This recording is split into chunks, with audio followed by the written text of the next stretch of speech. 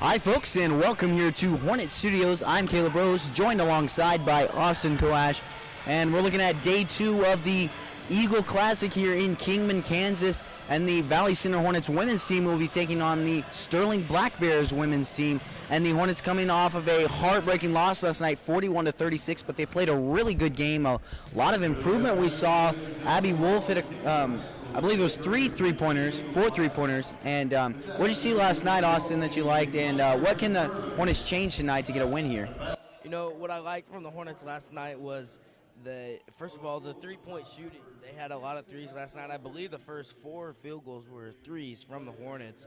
And then, you know, another thing I liked was the defense all night. They couldn't shut down Kuster, but other than that, they played a really solid defensive game.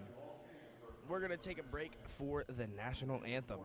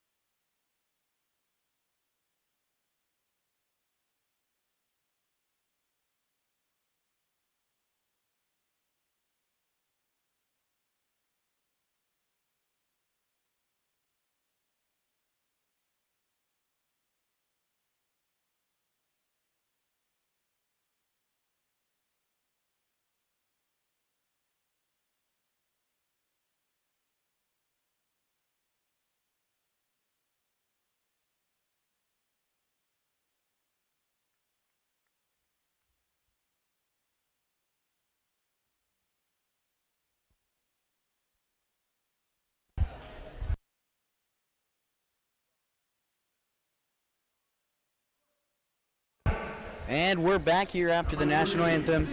And you're talking about that defense, and they played pretty well.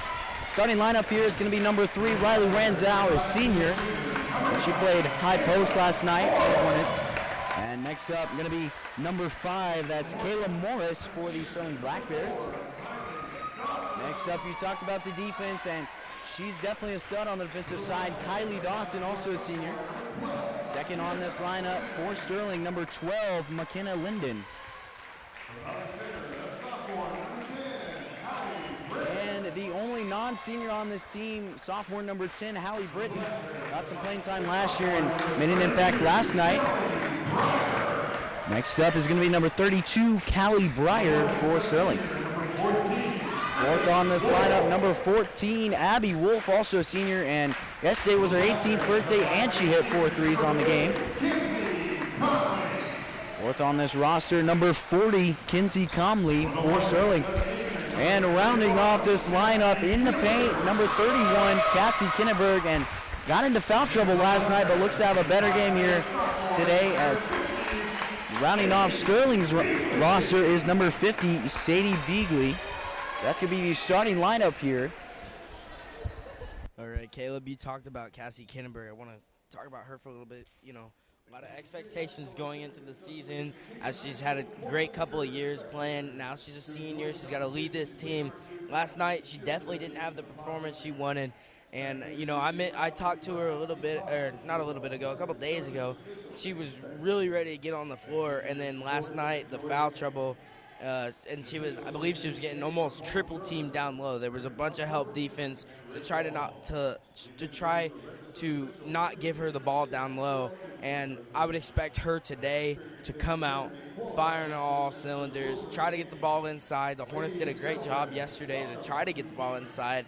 There was just a great defensive scheme by Conway, and the Hornets weren't able to really get the offense rolling until about the second half. Expect that to change tonight against this good Sterling team. Definitely, one thing you talked about is Kinneberg being almost triple teamed, and that's one thing I like to see from this team that I wouldn't have expected to see last year. Kinneberg was getting triple teamed, and they knew they needed to get her the ball. They knew that she could make plays in the paint, so they problem solved, and they put Ranzow in the high post, and then they're just trying to get her open so then she can pass it across the paint to Kinneberg, and they problem solved there. They ran a good offense, and they're definitely improving scheme-wise, and it definitely showed last night. We saw a lot of ball movement, a lot of passing around, and hope to see the same here tonight. If they can keep that up, they can definitely get a win here tonight. You know, you talk about the ball handling. The other part of that was there was not much dribbling going on until about the second half. And that was Kinneberg inside, missed her layup, but that's what the Hornets need to start doing, getting the ball moving, and then hopefully, you know, start putting the ball on the floor, making some moves, creating their own shots.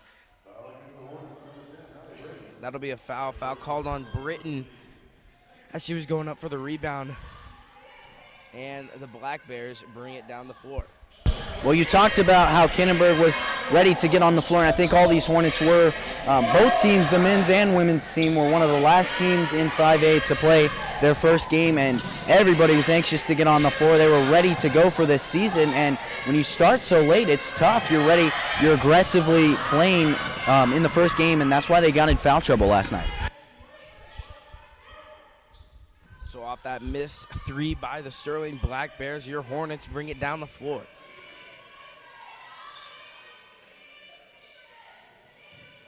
Ranzow drives baseline, up, good. First points of the night come by Riley Ranzow. Transition offense from the Black Bears, and that's another thing the Hornets struggled with yesterday is they were trying to do a press. The intensity was high, but there was just nobody back under the basket to, you know, help out with if yesterday Conway Springs and today Sterling can beat that press.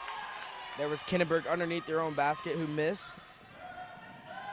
Like you talked about, this half-court defense from the Hornets is almost perfect there, as that was number 12, McKenna Linden, who makes a jumper. But if they can rely on that half-court defense, the Hornets can, then they can have a good night defensively. But when Sterling gets in transition, that's when they're going to have a tough night defensively. And you talk about transition, there was already a timeout called by Preheim, but there was already a couple shots made off transition and then a steal right there. Early 7-2 lead. The Hornets have to fix the transition defense and also not turn the ball over. And, you know, that's a big thing with this Hornets team in the past years. We saw it a little bit last night. We didn't talk much on it, but the turnovers that create points for the other team and them not forcing enough turnovers has really been the demise of this team. Definitely. You talked about them not forcing turnovers, but I think that was one thing they did a good job of last night. When they forced turnovers, they transitioned well onto the offensive side of the ball. They took that momentum and they carried it on to the offensive side of the court, and that was big to see. And a lot of their offense came from defensive opportunities, but they haven't had defensive opportunities here in the first 2 minutes of this game, and that's why they have only 2 points on the board. And so if they can force turnovers, if they can force plays in transition, then they can definitely improve and put a lot more points up here on the board. So coming out it'll be Hornets ball, and the Black Bears will press. So they're looking to come out with that same energy that the Hornets wanted to come out with, and so far Black Bears are using a better job of, you know, putting points on the board, and there's that high intensity defense that the Hornets have to be able to break and match on their own end. Inside to Kinneberg, ball gets tipped around. So we mentioned in the pregame that the Hornets forced shots underneath, or forced the ball to get into Kinneberg's hands, you know, and last night they were able to knock down some threes. Tonight they're going to have to do the same. And I think, yeah, like you said, they are trying to force the ball into Kinneberg's hand, but they have backside help every single time. And I think that timeout just now was saying we need to start dribbling, we need to start driving because Cassie's being double teamed. There's one who hit the threes last night, and there's transition offense for the Black Bears, but the ball got tipped around, and they still managed to get a point.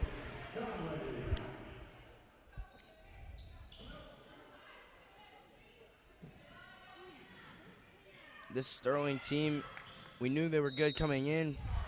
The Hornets have to be ready to handle the pressure. That'll be a foul called on number 14, Abby Wolf. That's her first. Going to the line is number 40, Calmly. First shot is up and good. And a few players checking in, Allie Koash, and then number 10, Kiddis Wilson.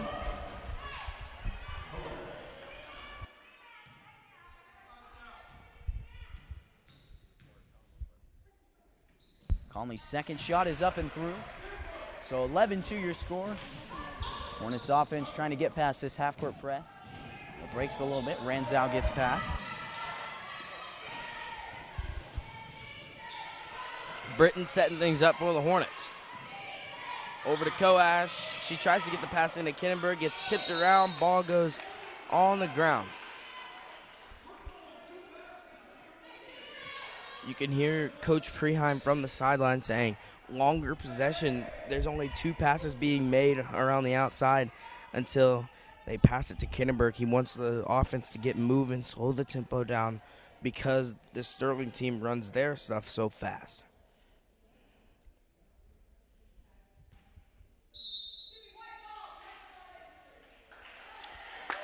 It'll be white ball. Refs had to talk things over.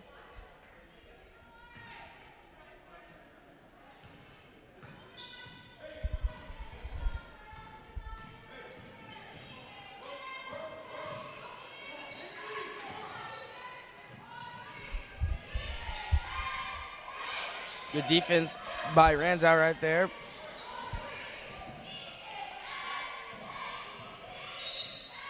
And Britton causes number 10, Kiddis Wilson, to travel.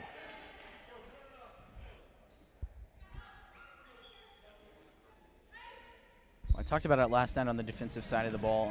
That's one of those things is that you can't teach as a defense, just pressure, a lot of pressure, and that can force the offense to create their own turnovers.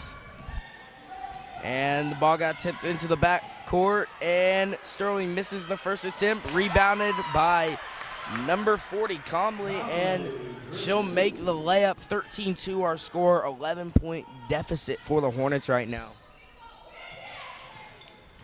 That's Koash over to Britton.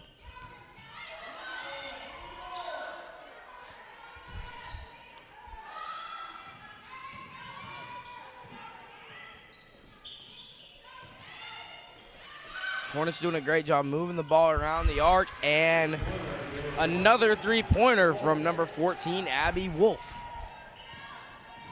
Picking up right where she left off from last night.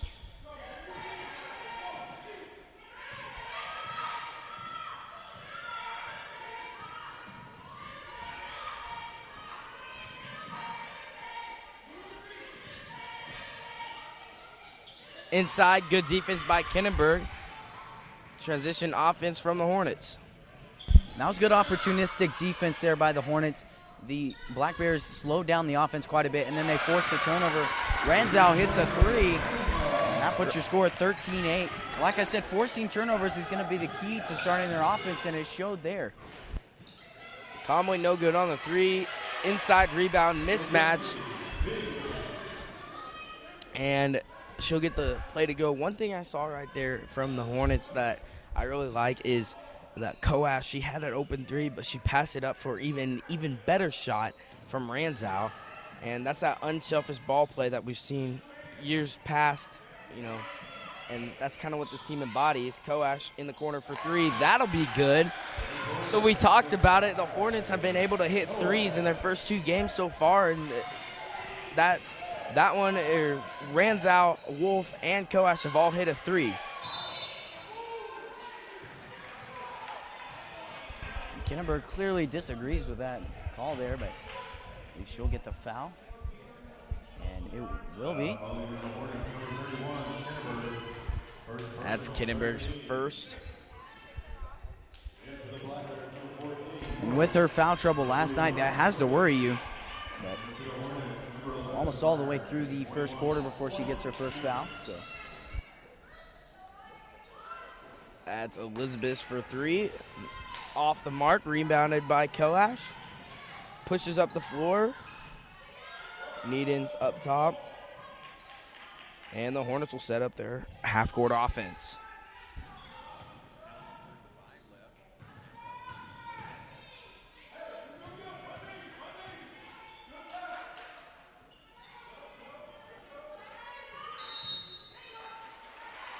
They're going to get Olivia Needens on an illegal screen.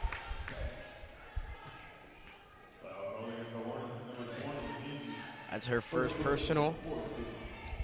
14 fouls from the Hornets already and 0 from the Sterling Black Bears.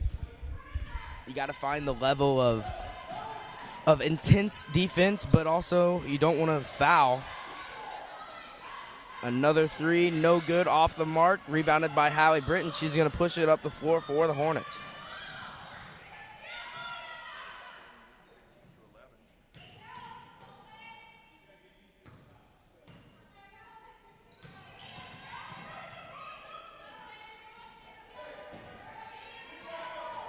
A lot of passing going on around the arc.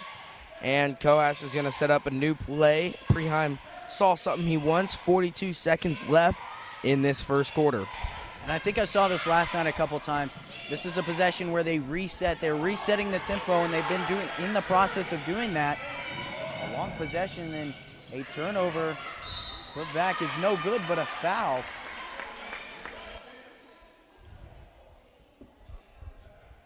That'll be a foul called on number 5, Koash.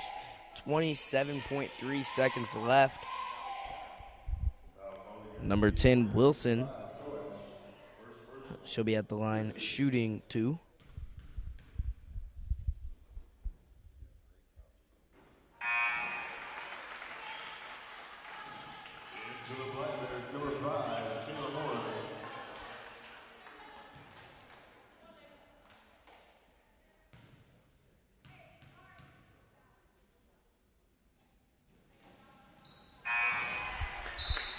And Wilson makes both. 17-11 our score.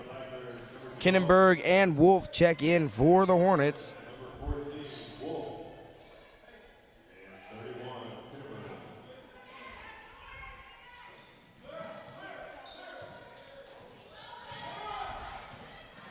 Ranzow, good pass to break the press. Koash in the corner. 15 seconds to work with. The Hornets, are going to set up a play, try to get something going to end this first quarter.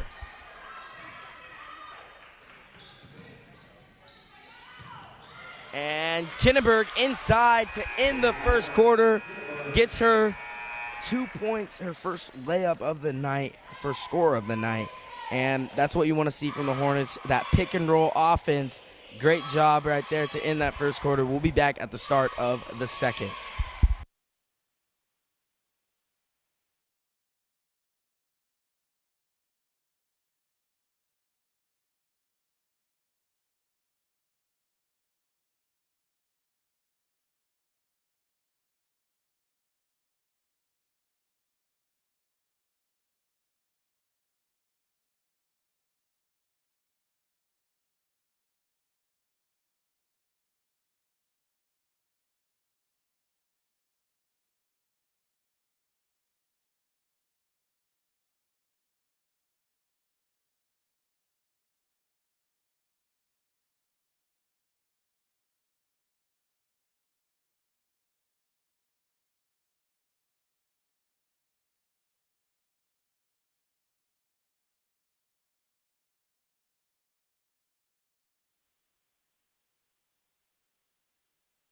And we're back here at Hornet Studios.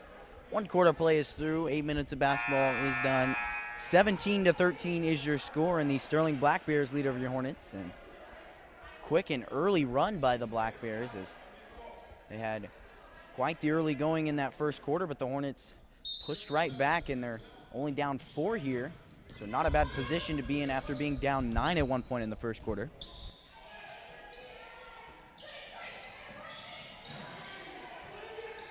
Inside, Kinnenberg, that's one of the only times she's touched the ball in the paint today.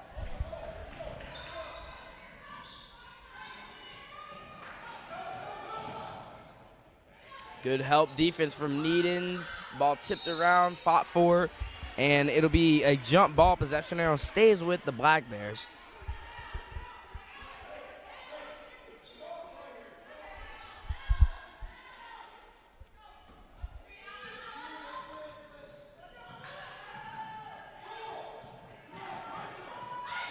That's Comley inside, got it to number 5, Morris. She'll get that bucket to go.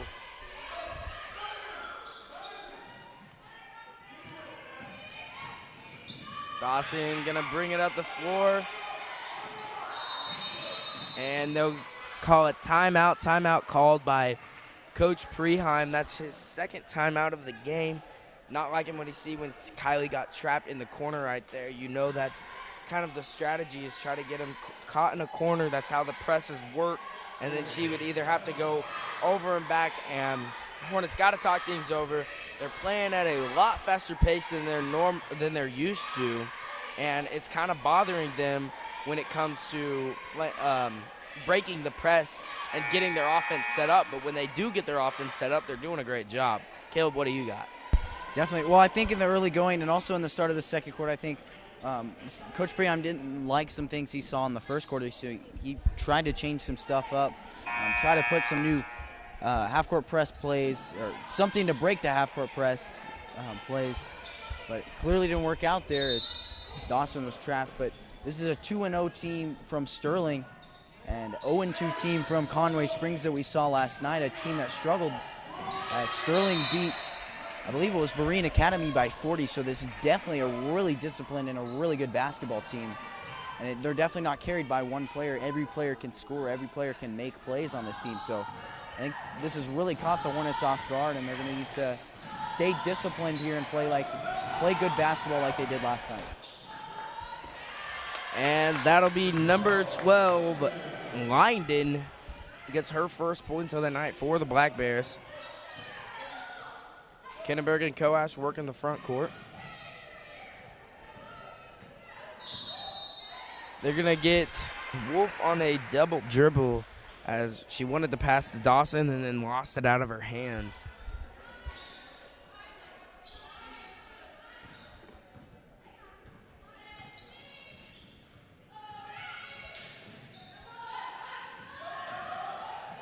And another drive from Lynon, but she doesn't get it to go, and she'll be called for a foul as she maybe got a little bit mad. She missed the layup and then wanted to get her own rebound. Needens with a good box out. Ranzow comes in for Coash. And every team in this tournament is disciplined with fouls, that's for sure. Last night we saw both teams from Conway Springs. They were very disciplined. They didn't foul often. And both of these Hornets teams got in foul trouble. The Hornets with 5. And Sterling just now getting their first foul, and we're a minute and a half way through the second quarter. That's Dawson drive, no good on the layup attempt, and it'll be a jump ball. Possession stays with Valley Center as Kinnenberg was inside. They're doing her thing, grabbing rebounds. And in for the Black Bears, we got number 55, Kia Zambo, for the first time tonight.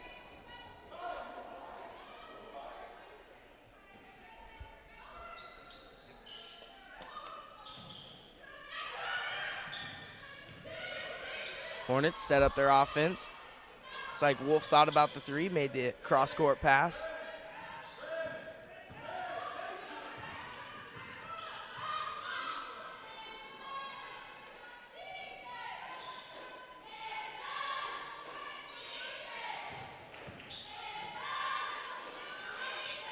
Ball movement around the arc, inside of Kinnenberg. She'll be triple teamed inside there. No good on the layup attempt. going down the court are the Hornets.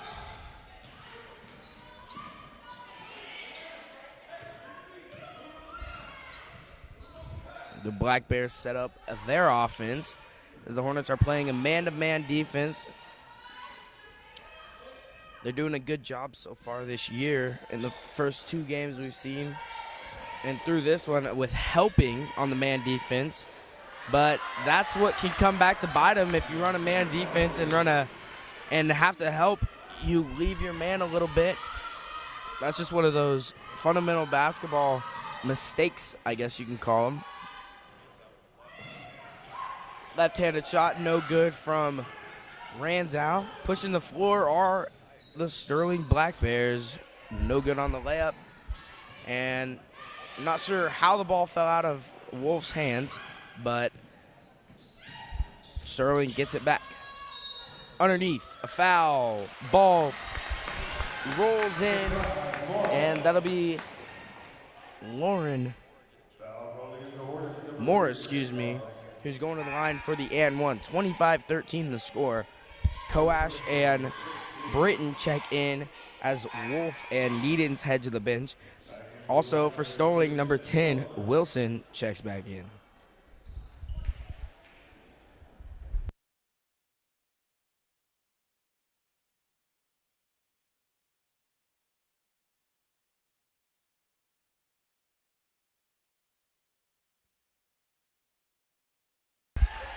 They're going to get Comley on the travel. It'll be Hornet ball.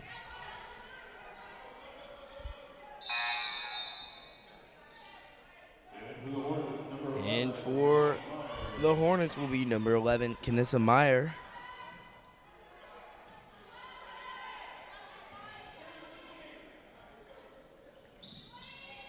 Hornets got to try to break this press. And Hallie does it by herself. It'll be a call to jump ball. Number 32, Breyer, came in and caused that jump ball. Number 50, Bagley, comes in for the Black Bears. I think the biggest part of this deficit right now for the Hornets is breaking that press. They can set up a half-court offense and they can work from the half-court, but they haven't been able to very many times this quarter, and that's why they haven't scored many points this quarter. So once they learn to set up or break the press, then they can do a lot more things with this game. Another thing the Hornets haven't been able to do is rebound. The Black Bears are getting second and third attempts on their own rebounds off their misses, and the Hornets are only getting 1 shot each possession.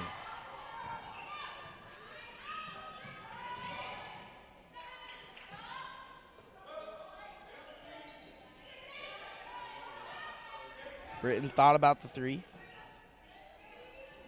Passes up. Dawson inside. She'll be fouled. She'll be going to the line shooting 2, as that foul was called on number 55, Zambo.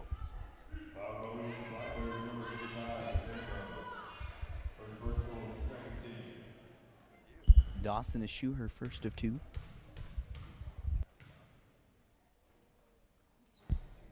It is up and rolls in there. She makes her first.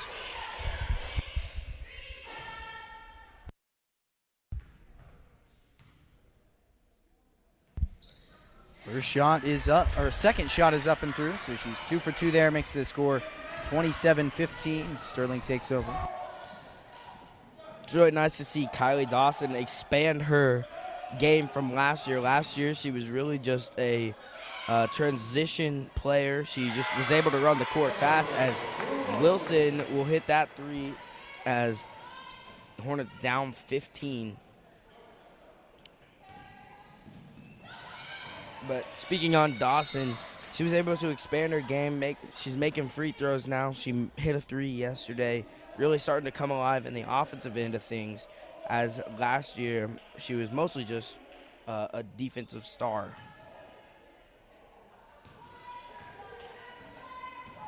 It'll be Black Bears ball off the Hornet turnover.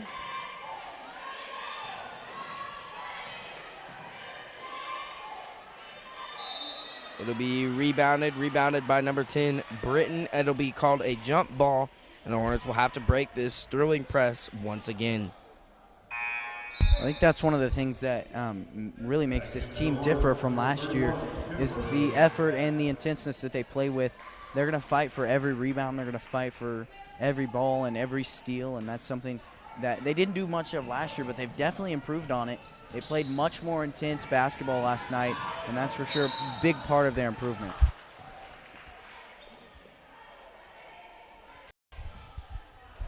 They're going to get Morris on that foul. And it'll be Comley who also checks in at the scores table. Britton going to have it underneath, or excuse me, not underneath, in our half of the court.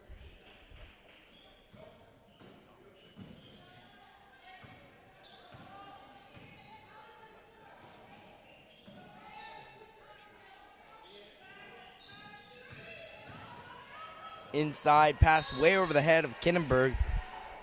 Hornets trying to get Kindenberg open on the inside, but just haven't been able to really exploit her offensive talent.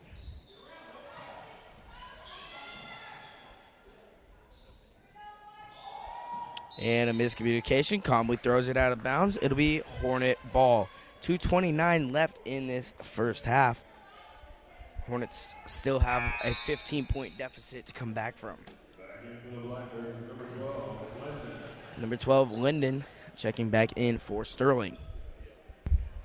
And the Hornets are looking to cut this lead as much as they can before halftime, but I think halftime's really going to be a resetting point for them offensively. They're going to likely get a lot of strategical things fixed, as we saw them do yesterday, and get that offense back to where it was. And that's a 2-point bucket on the transition, long, almost full court pass from the Sterling Black Bears. It's one thing the Hornets have to be able to do, get back on defense after their shot.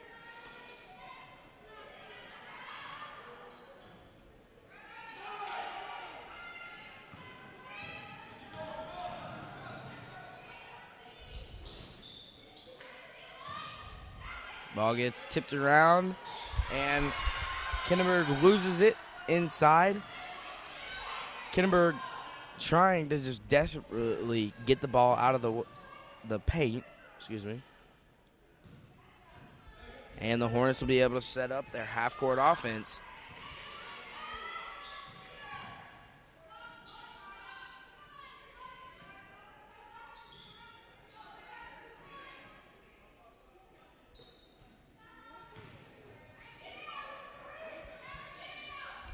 A lot of passing, not much dribbling going on. Dawson going to make a move.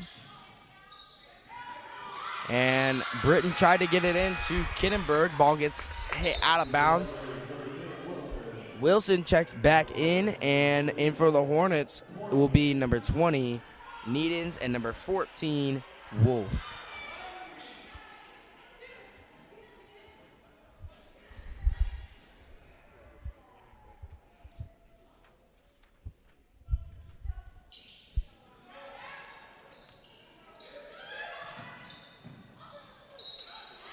It'll be off of Coash's foot. Ball goes out of bounds. Sterling ball.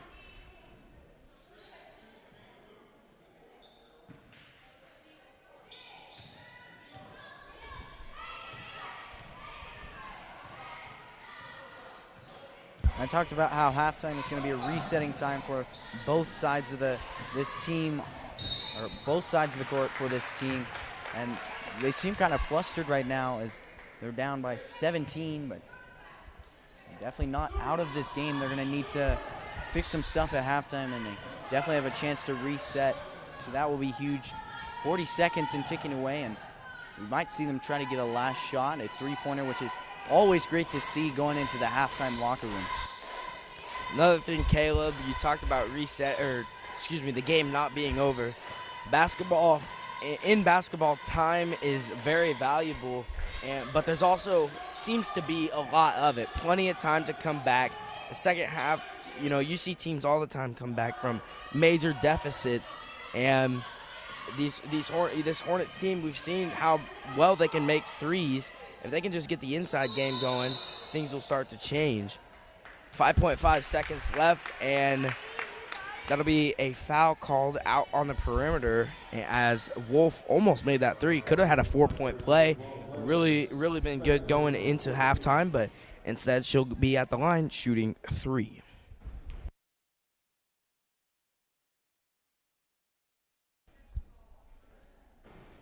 First of 3 is up and through.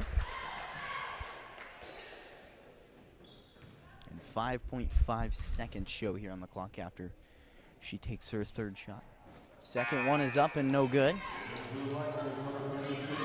Checking in last second is number 32. It's Callie Breyer for Sterling, and then Kanissa Meyer in for the Hornets. Wolf with her third. It is up and through. And Dawson will check in for Koash, and we'll see if Sterling can pull off a half-court shot or not. Here is Breyer over to Conley. She'll chuck one up. No good, off the back of the rim. So the end of the first half, Hornets definitely not out of this game. 15-point deficit. Got to fix some things on the offensive end. And, on the transition defensive end, the half-court defense has been fairly good all night. And, we'll be back at the start of the third quarter.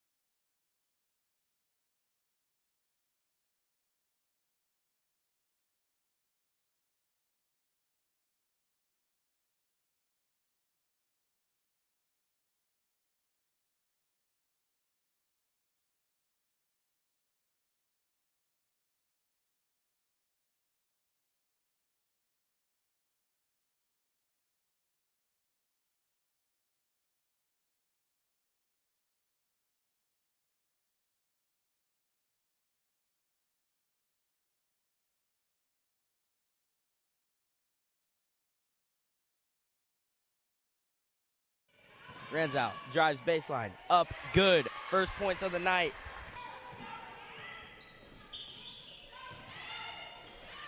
Hornets doing a great job moving the ball around the arc, and Hornets, gonna.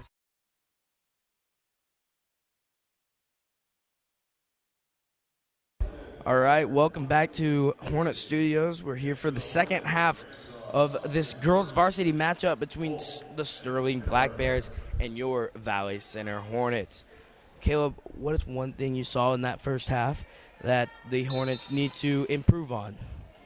I'm not sure if they'll be running it this half, but it definitely worked. Last half was that half-court press. The Hornets weren't able to set up a half-court offense solely because of that half-court press, and it definitely worked the way it was supposed to. It flustered the Hornets.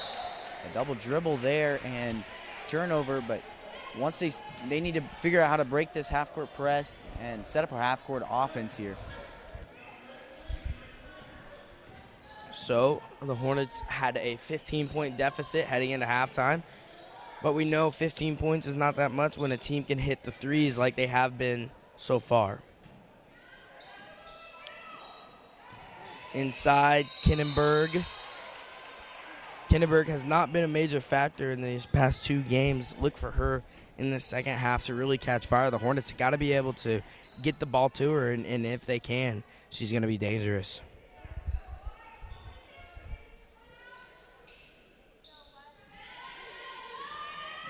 Set play, Rans out, baseline.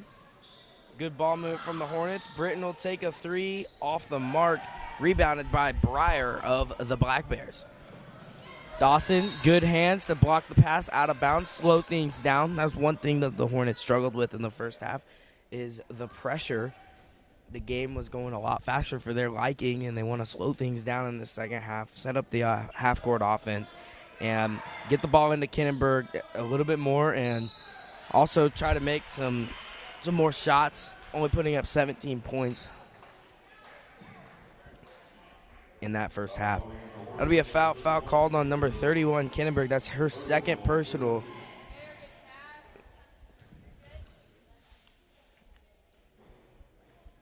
First one up and no good from Beagley.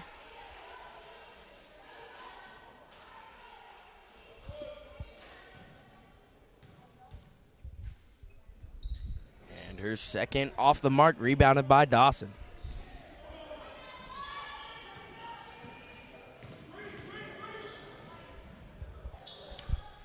Hornets setting up that half-court offense. I think one thing, the Hornets are really trying to get it to Kinnenberg because they know she has the skill to put it in the basket. I think one thing they might need to expand to, I see the men's team do this quite a bit, and teams all around the league, is that short corner position. If you have a good mid-range jumper, you can really do a lot from that corner, that short corner position. Not only get open and get your own shots, but also open up the floor for other guys, other players. Then you can pass across the paint and get it to other players on the other side of the court. Dawson, drive inside with the right-handed layup and the foul. She'll be going to the line, shooting one, try to complete a three-point play and bring it within 12. In for Sterling will be number 10, Wilson.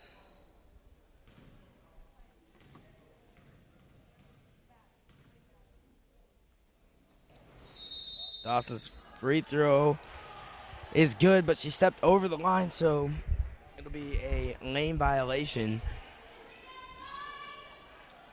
Hornets going to back off on their pressure a little bit.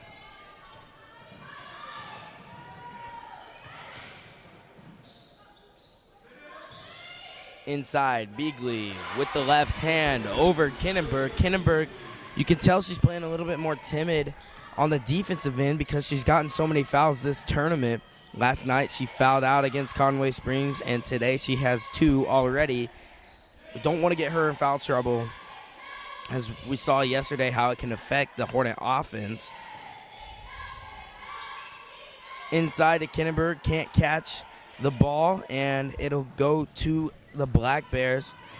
Wilson on her way down the lane, no good on the left-handed drive. gets her own rebound. She'll go up with it, and it'll be a foul called on the Hornets. Not sure which one they're going to call it on, but it was Dawson and Wolf down there. They're going to get Dawson on her first personal foul of the game.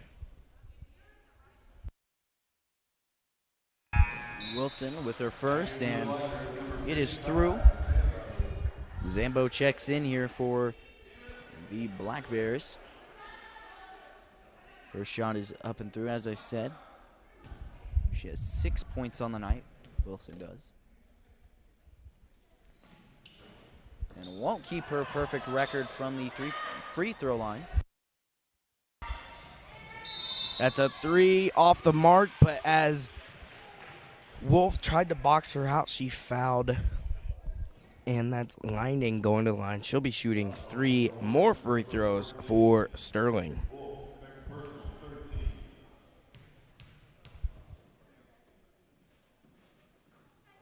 First is up and through. London 1 for 2 from the free throw line now. Shot is up and again it's through.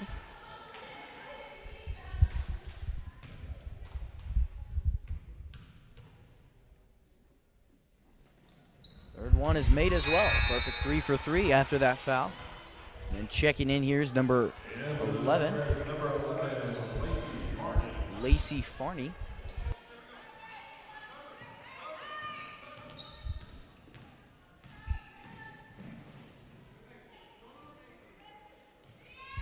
Hornets set up the offense as Kennenberg is up top.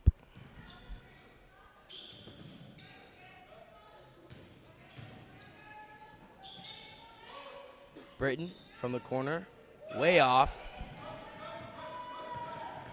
And Wilson pushing the floor. Under 5 minutes to play in this third quarter. This Sterling team, we knew they were good coming in, 2-0. And they had a statement win so far already, winning by 40 points to Berrien Academy. The Hornets got to be a little bit more aggressive with things. And they're going to get Wilson on a double dribble. That's Kanissa Meyer checking in at the scores table for Valley Center. As we mentioned, time is valuable in basketball, and there seems to be a lot of time most of the time. And points can start rolling for a team. Momentum can shift with a couple of big plays. And let's see if the Hornets can get something going. Britton no good on the layup, and they're going to get Meyer for a foul as she was going for the rebound. It looked like she had all ball. She may have had the wrist of number 55, Zambo.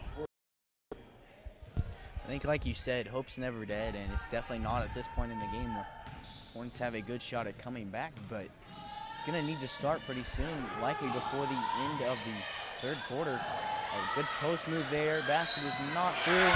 Putback is up, and 2 points and an and one by Zambo. 40-19. 4:02 remaining here in the third quarter. Hornets are going to have to get something started pretty soon.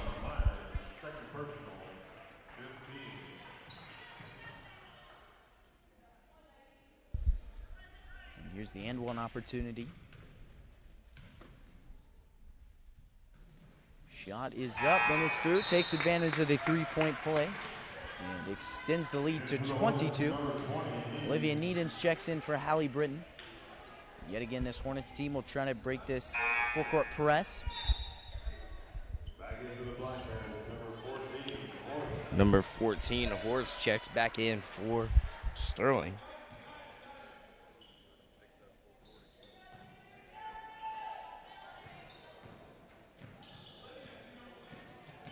Good move from Wolf, but she's going to travel. And one way to not beat a press is to dribble right into it. Got to learn how to pass and work your way through the court. Good defense by Dawson, and ball go out of bounds off of her leg, but it'll slow things down for this Sterling team that has played at a very fast pace today.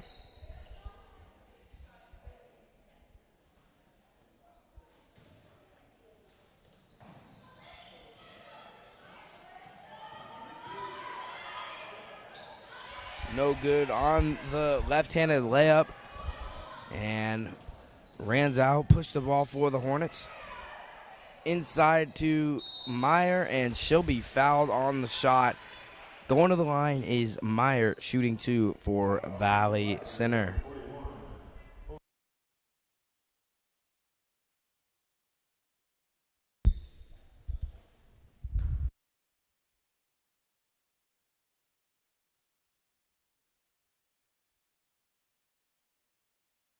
Myers first is up, and it's good. 41-20 now.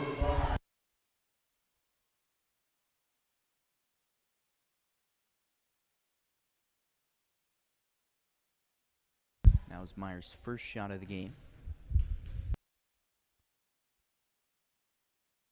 Here's her second, and it's through as well. Cuts the deficit to 20. And Sterling will take off, trying to set up their offense. It's a 20-point game as number 11, Farney, drives in, makes the layup. Hornets beat the press that time. Dawson gets stuck underneath the basket, and Wolf will take the 3 off the mark.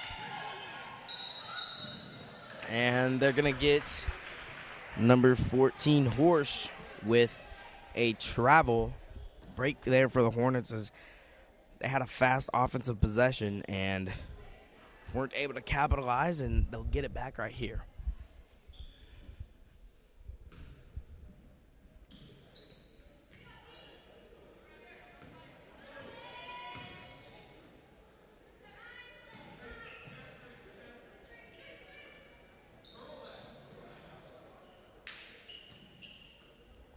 Hornets just passing around the arc, trying to find something. Dawson going to take a dribble, a spin move. Koash, 3, good. Allie Koash, the freshman from downtown. And her second 3 of the game, 2 for 3 so far in this game. Like you said, opening up those 3-point shots are going to be huge. It's what kept the Hornets alive last night, and they're going to need to continue to do it here into the fourth quarter.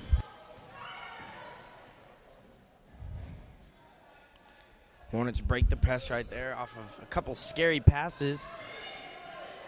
Koash will turn the ball over. It'll be a jump ball. Possession arrow goes to the Sterling Black Bears.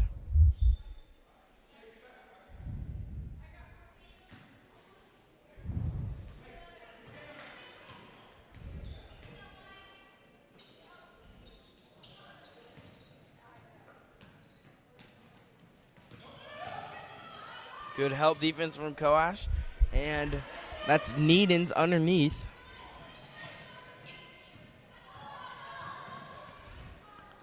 Breaking the press are the Hornets. Wolf, looks like she wanted to shoot a 3. She'll take it in. No good on the floater.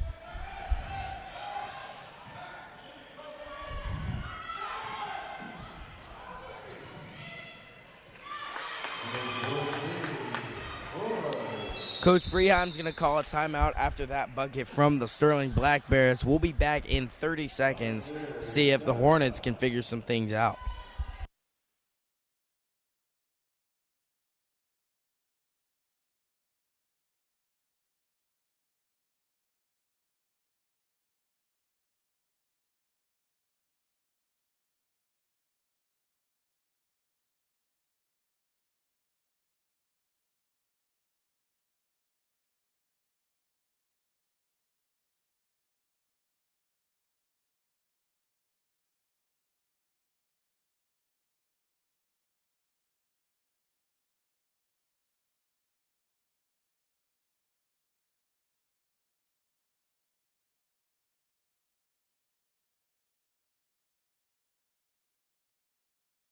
Coming back after that timeout, it'll be Hornets ball underneath their own basket.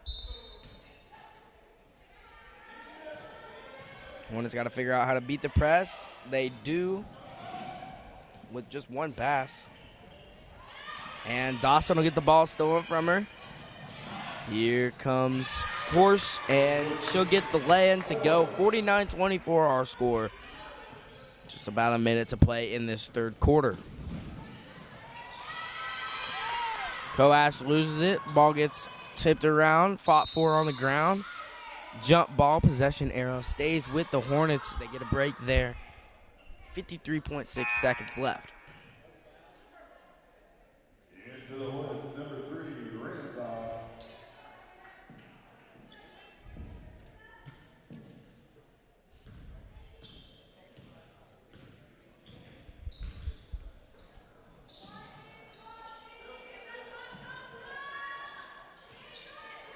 Hornets with the ball around the arc. Needens inside, almost traveled. Over to Wolf, no good on the 3. Inside, left-handed jumper from number 3. Riley Ranzow, and miscommunication there from Sterling. The Hornets are going to get the ball back, see if they can get something rolling. Down 23 with 25 seconds left in this third quarter. And I've liked the development I've seen from Ranzow. Last year she was just a passer and a defender. She rarely ever shot, but she's already taken, I believe, 5 shots in this game and put up a 3-pointer and then 2 two-pointers as well, 2 jumpers. And she's definitely improved. She's definitely improved with her confidence in driving and shooting, and it clearly shows in this game. Coash gets the layup off of a forced steal. 3 seconds left. Sterling gonna put up the 3, no good. So Hornets started getting things rolling there at the end of the third quarter. Struggled in the second quarter and the third for most of the third quarter to get things going offensively. Caleb, what do they need to change, and what would you like to see out of this fourth quarter from the Hornets? As it'll be very hard to come back, not impossible, but looking for future too. Definitely, I think playing with their momentum when they force a steal, playing on offense like I talked about, using that momentum, and they haven't got much momentum so far in this game, so just forcing steals, going on runs. They can score, but they can't continuously score, and that's they need to go on longer runs, and that's why they're down here. Is the Black Bears go on long runs where they go off. Like in the second quarter, they scored 4 points. The Hornets team did, and they struggled with runs, but they just need to create longer runs, score more points when they have the chance, and while they have the momentum. So coming back after that timeout, it'll be number 5 Coash, 20 Needens, 31 Kinnenberg, 3 Ranzow, and 14 Wolf on the floor for the Hornets. Sterling will have the ball. They'll set up their half-court offense.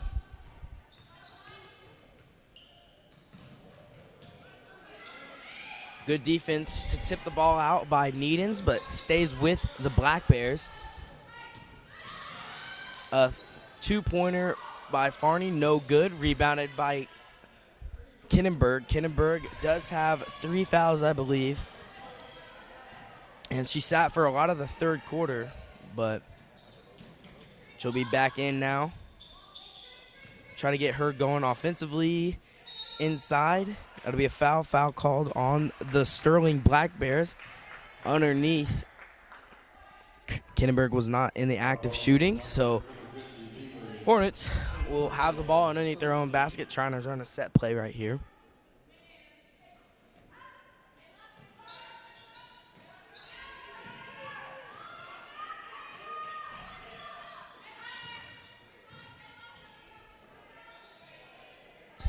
And I know offensively you don't want to force anything, but they're down quite a bit with short time left, so they're going to have to push the pace. They're going to have to put up shots at a incredible rate. They're going to have to push their offensive speed and get something started here.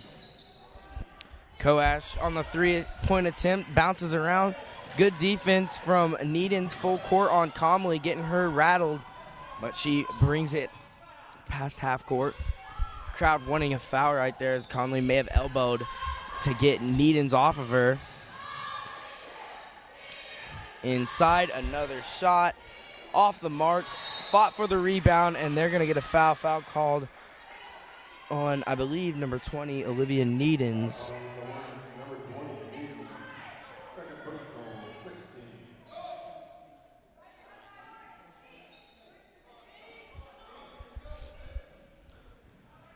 Long pass out to Zambo. Fought for, and Sterling comes up with a Hornet playing with a lot of intensity. There's that backside defense, and Morris gets the layup to go. Morris, 11 points on the night for the Black Bears. Koash up top, gonna drive.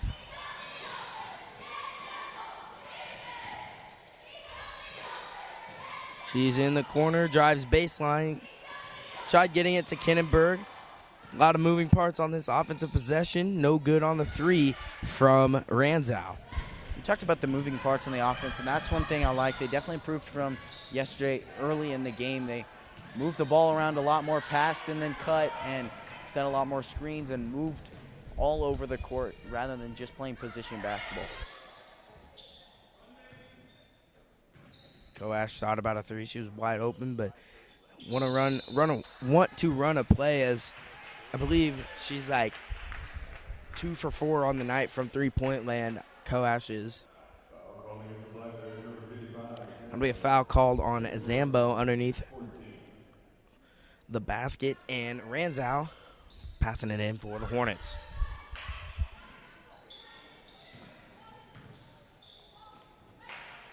Good ball movement. Koash tries to get it inside to Kinnenberg. And she'll be heading to the bench. Koash will, as Hallie Britton checks in.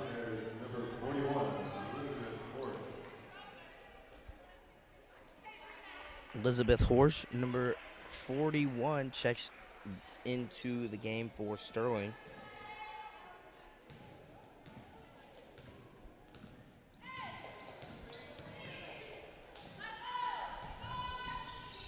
Morris inside, couldn't get it to Zambo. Ball fought for, and Britton comes up with it.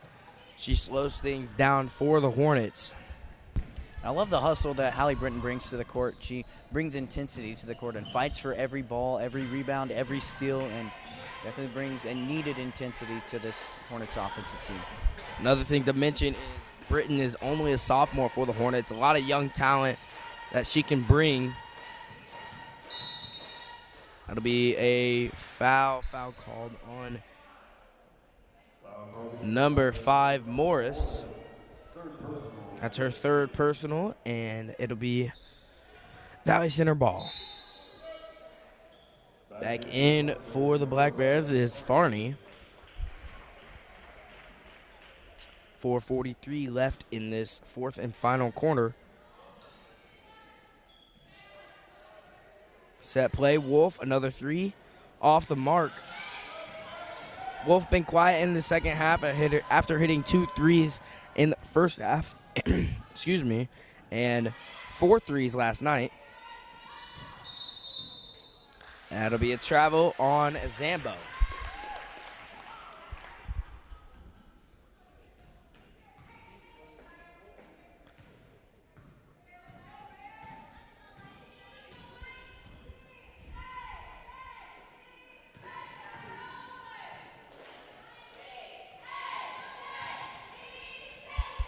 Hornets moving the ball around well. Can't get it inside. That's kind of been the story of the tournament so far. Not being able to get it inside to Kinnenberg, as she's triple teamed right now. And then a foul called on Needens. So it's been a tough tournament so far for number 31, Cassie Kinnenberg, as when she gets the ball, the entire team seems like to swarm around her.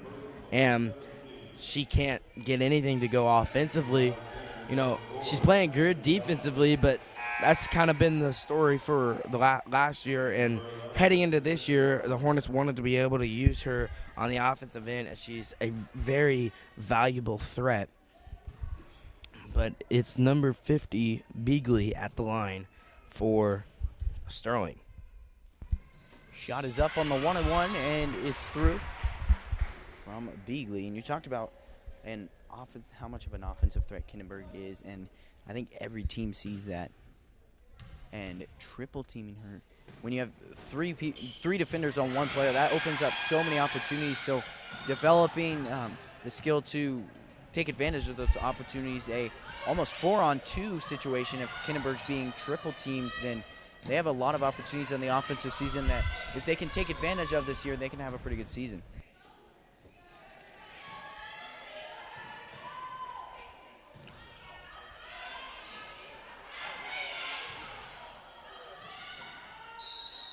Ball fought for on the ground. It'll be a jump ball possession. Arrow goes to the Hornets.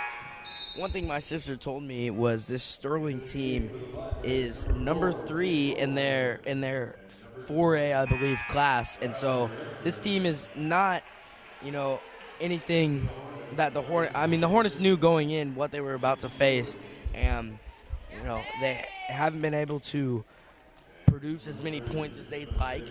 But, they've played decent.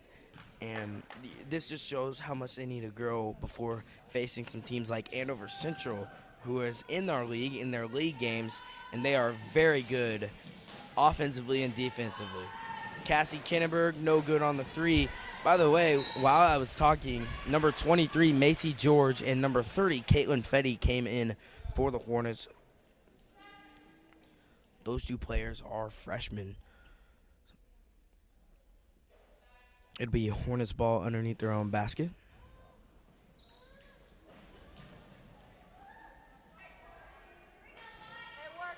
Ball movement, and Britton no good on the 3. High arcing shot Britton has. Tends to like to go in and swish it, but right there it didn't count. And a jumper from number 20, Riley Richer. 54-28 the score. Hornets have struggled offensively tonight, but there's a lot of growth from last year's team and this year's team. And number 31, Kinneberg, hits a 3 for the Hornets. Breaks that scoring drought they had for quite some time.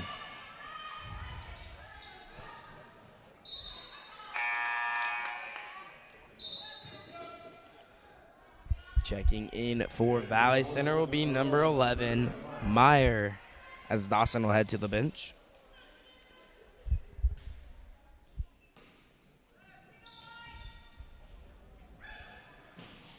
Inside, Zambo gets her pass blocked. Ball fought for, goes out of bounds, and it will be Hornet ball.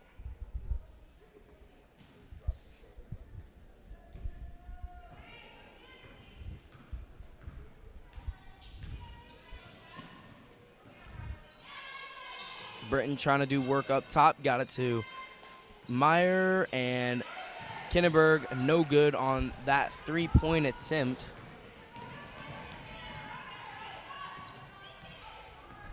I think I see what the Hornets are trying to do here. They're trying to spread Kinneberg out of the paint and open up a lot more drives, because when Kinneberg's in the paint, there's 3 other defenders in the paint. So that eliminates a lot of possible drives from the offensive side. A lot of outside players playing around the 3-point arc that can't drive because there's 3 defenders there.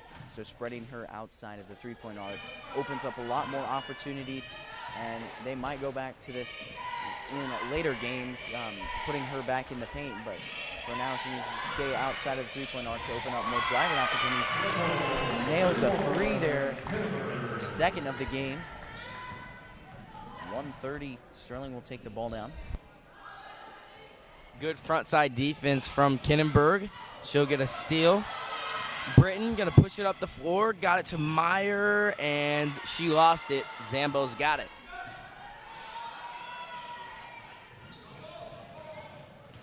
Down the floor is Farney inside, got it to Zambo, and she'll get her first points of the night for the Sterling Black Bears. Under a minute to go, 56-34 our score. Hornets just trying to get some desperation points, get some valuable varsity minutes for two freshmen out there. That is number 23, Macy George, and number 30, Caitlin Fetty. No good on the three. Fetty gets the rebound, and she will travel. Good box out right there from Fetty to get the rebound over Zambo.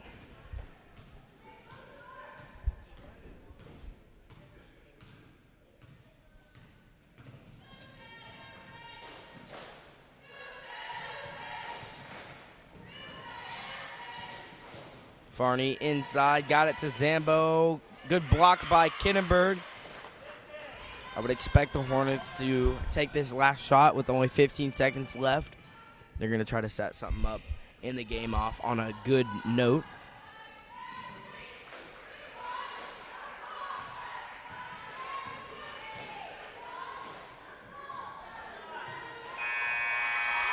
And that'll be the ball game, 56-34. The score of this girls varsity matchup between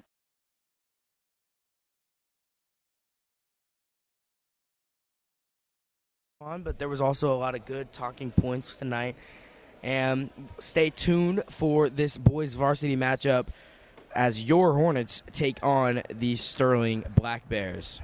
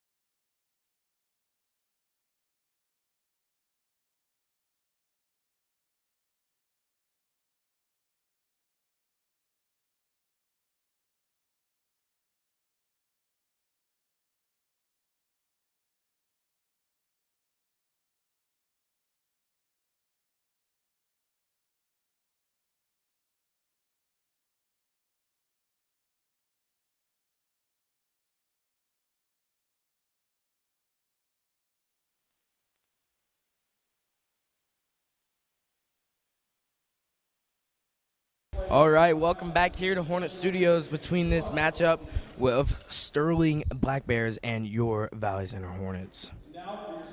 Here are your starting lineups for each team. Starting off for the Hornets, number 2, Eli Isaacs. Then for the Black Bears, number 2, Cade Wilkie. Another one for the Hornets, number 4, Marion Pons. And then for the Black Bears, number 10, Brady Myers. Next up for the Hornets, 6 threes on the night last night, number 10, Jacob Byrne. Then for Sterling, you got number 12, Tyus Wilson. Next up for Valley Center, number 20, Gabe Phillips. And then for the Black Bears, you got number 20, Caden Bressler. Next up for the Hornets, 6'7", number 23, Braden Gray. And then for the Black Bears, rounding their lineup out will be number 23.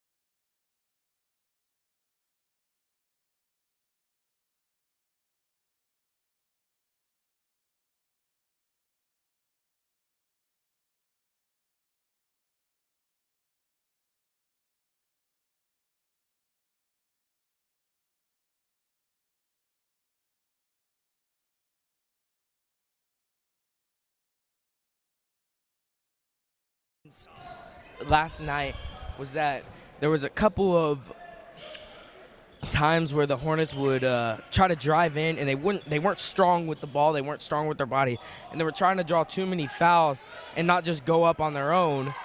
Braden Gray doesn't block the shot, and number 23, Weigel, will make that. Well, I know the expectations that Coach Ty Unruh has for Braden Gray. He expects him to be one of the best shot blockers in the league, one of the best postmen in the league. And Gray, with his skill, definitely has the potential to do so. So I saw Gray getting mad at himself as he's running down the court. He's just got to keep those hopes up and focus on the next possession. One thing the Hornets did really well last night is push the ball down the floor. They were able to get quick points, even though they didn't make a lot of shots last night. They were able to get it inside quickly. That was Eli Isaacs with the spinning layup attempt, no good. And number 12, Tyus Wilson with the rebound. We're going to hear his name a lot tonight, according to Coach Unruh, who was really adamant about the Hornets being able to stop him.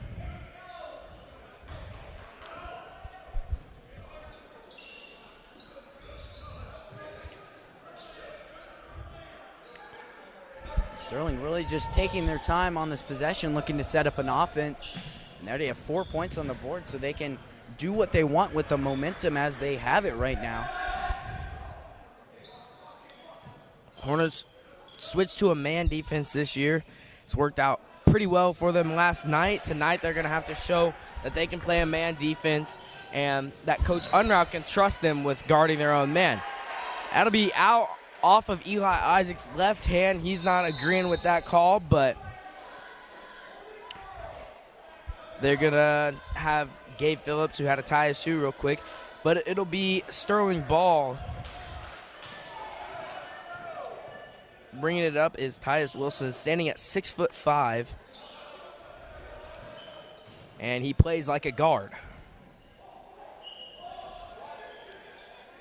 Pons fighting for the ball. Ball gets tipped around. Sterling retains possession. Wilson for three. Off the mark. Phillips skies high for the rebound.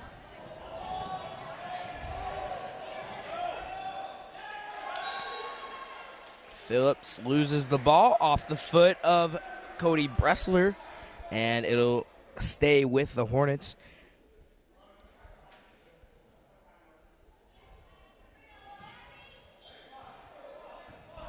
The Hornets are down by 4 here. They really need to set up something here.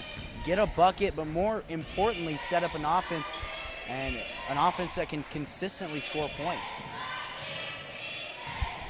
Isaacs in the lane. Byrne out for three.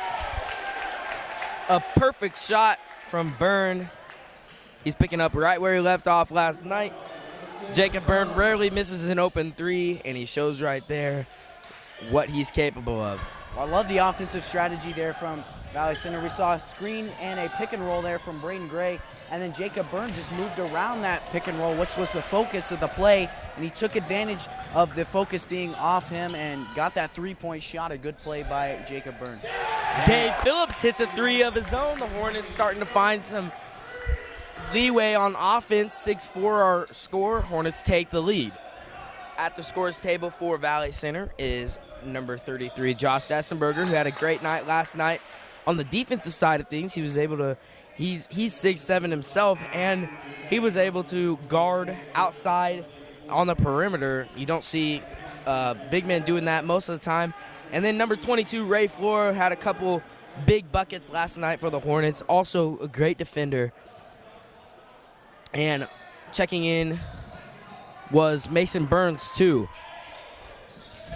He was talking about Ray Flora. That I do love the presence, the scoring presence he brings to this team, but I more so love the leadership that he shows on this team. He's a very great leader, and he'll make sure you're disciplined. He communicates quite a bit. Long shot there from Isaacs, and not there. As Titus grabs the board, long throw down the court. You talk about Flora's leadership, also the student body president of Valley Center High School, so you know he's going to be able to get people motivated. I know I played with him in football, and he was very good at getting me motivated, keeping everyone's spirits up. He's the first one to high five heading into the timeout. That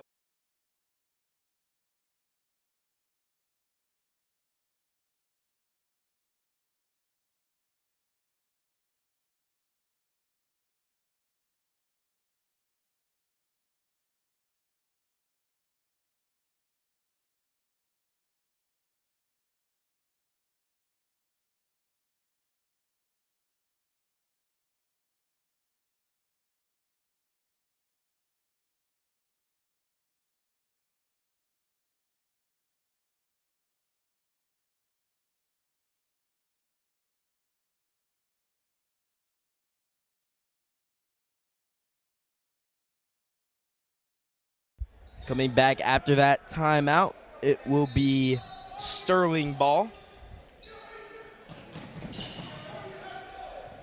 Hornets put some light pressure on the Black Bears. Isaacs tips the ball away, and it'll be a foul called on Mason Burns, but that's one of those fouls that coaches love to see, as he was going for the ball and can't be mad with that foul. Checking back in for Sterling is number 20, Caden Bressler, and number 2, Cade Wilkie.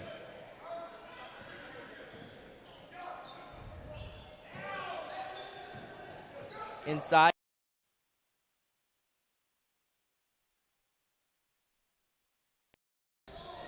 Pons underneath. He'll be fouled.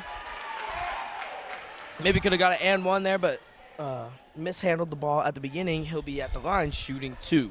I think early in this game, the Hornets underestimated this Sterling team, the skill that they have, the potential that they have. They were down 4-0 early, and now they understand that we need to play full effort every play and give everything, because if they don't, Sterling could easily get a win here, and so they're having a good run here. Martin Pons misses his first shot.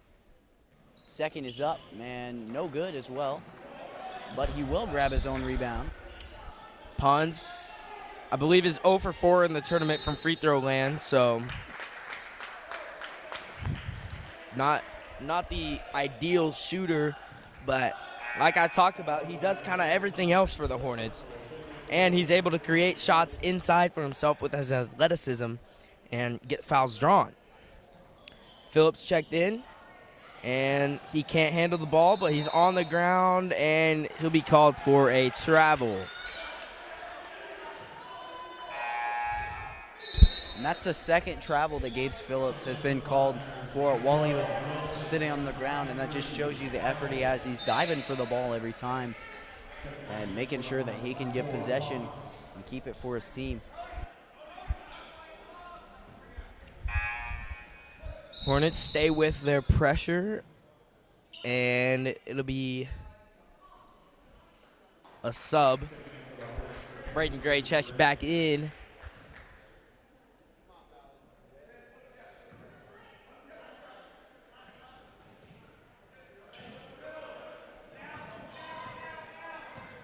And the Hornets not really trying to cause a turnover, just trying to get Sterling frazzled in the backcourt, and then the Black Bears break it, and they'll set up their offense.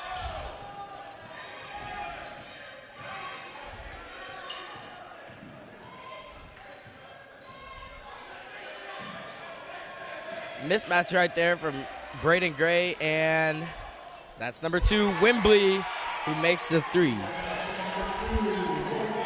Braden Gray was guarding outside there, and I think once that pass came inside, he's like, oh, wait, I need to be back inside where I'm supposed to be.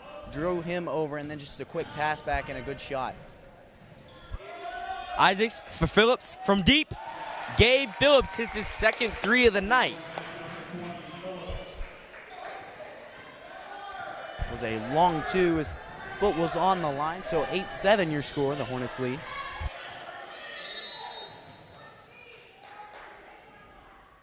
They're going to get number 4, Pons, on a foul underneath, as him and Wilson were trying to gain the better position. Byrne checks in for Burns.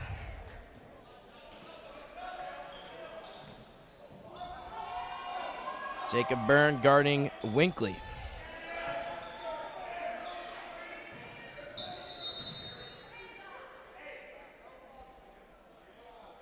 And then they're going to get Phillips on another foul. That was a little hand check foul. Not all refs call it, but this referee crew we got tonight, they're going to call those. The Hornets have to adjust. That was Tyus Wilson who shot the 3, got it to go to bring the lead to 2, for Sterling. Off of Bressler's hand. Checking back in for the Black Bears will be number 10, Brady Myers.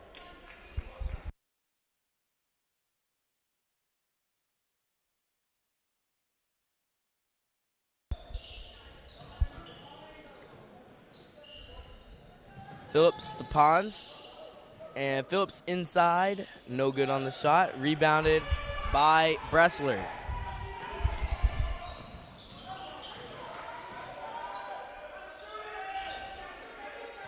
Under a minute to play in this first quarter. Wilson underneath, goes up with it.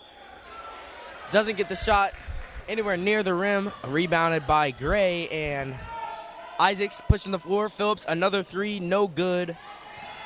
And here come the Black Bears.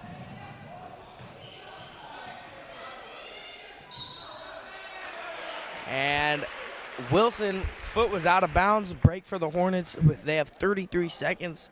Expect them to slow things down, run an offense, maybe get a set play. to end this first quarter on a good note.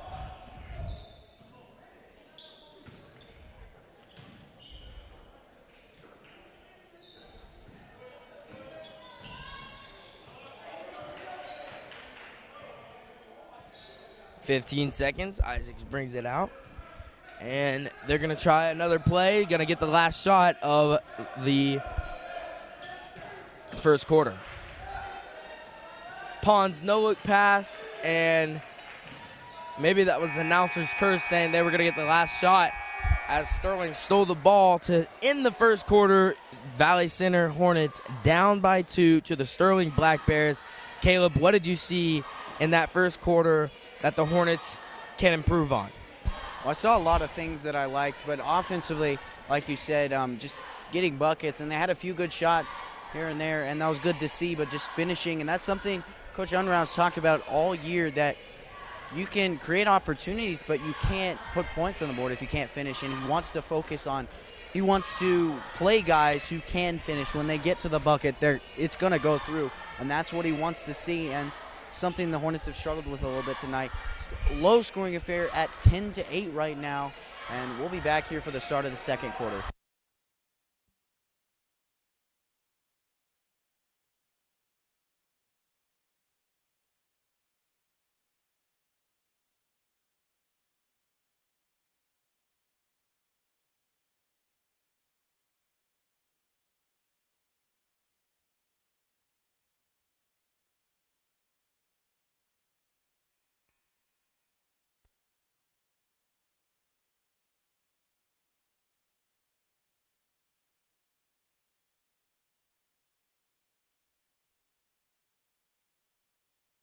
Coming back after that timeout, it'll be Hornets ball. Phillips set to pass it in, gets it to Flora, Bressler stole it. He'll go down, and Phillips will get another foul called on him. A couple of mental mistakes for Gabe Phillips, and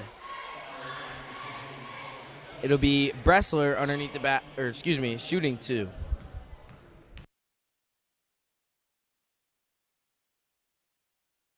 Bressler's first is up and through. 11-8 your score. Sterling with a 3-point lead. Second shot is short off the front of the rim, and Phillips grabs the board. So Hornets push the pace. Phillips drives baseline, caught underneath, got to get it out. Over to Isaacs.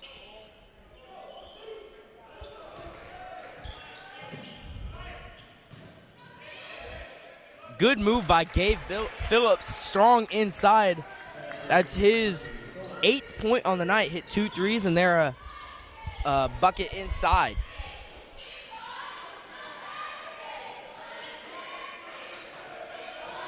Isaacs playing denial defense on Tyus Wilson.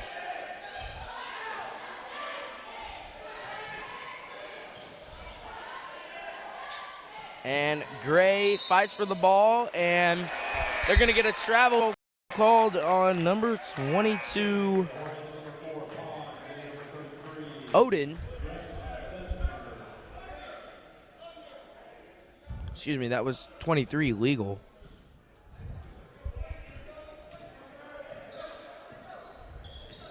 I talked about it in the girls' game, and Braden Gray did a good job of it. Pressure defense that caused the travel and forced the turnover. Here come the Sterling Black Bears inside. Crazy layup, no good. And they're going to get their own rebound and turn it over. Hornets catching a couple of breaks on the defensive end with Sterling making a few mental mistakes. Hornets just got to get something going on offense. Right now, Gabe Phillips has 8 of the 10 points for the Hornets.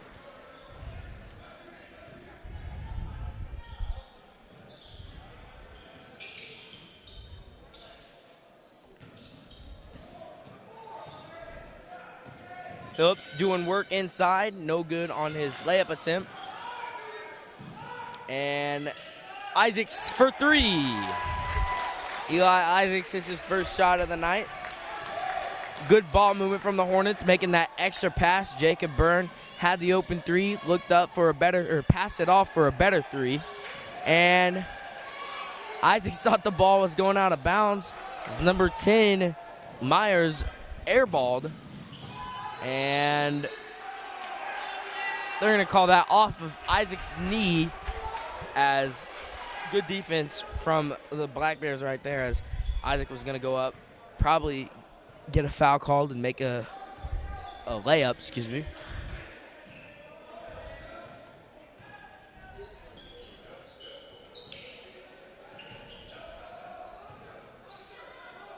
Inside, Wilson, no good. And another foul called on number 20, Gabe Phillips. He's going to be going to the bench. That's his third personal with 5:43 left in this second quarter. You know, Phillips plays with a lot of intensity. He plays hard every time he's on the court, but right now those are resulting in fouls. You got to learn to play to your refs, and they're not letting too much get away. Pons gets it over to Isaacs. Isaacs will be blocked. He fell hard. And a lot of screaming and yelling, and Byers hits the three. Isaacs, he's out for blood now, as he thought that was a foul. He was down for almost that entire possession. And he's talking to the ref, wanting to know why that wasn't a foul. But play's over, got to have a short mind. Isaacs needs to keep playing hard. Subbing in for Sterling's number 2, Cade Wilkie. And then for the Hornets, number 3, Mason Burns. I think that's something that Coach Unruss talked about quite a bit this year, is there are going to be plays, there are going to be injustices with the referees, and that was clearly a foul, but it wasn't called, and that's something you have to move on. You have to have a short mind, like you were saying. You have to understand that that's not going to change the call and move on. Well, off the missed three from Byrne, Gray got the rebound, goes up with it, he finishes. 1 point lead for the Hornets.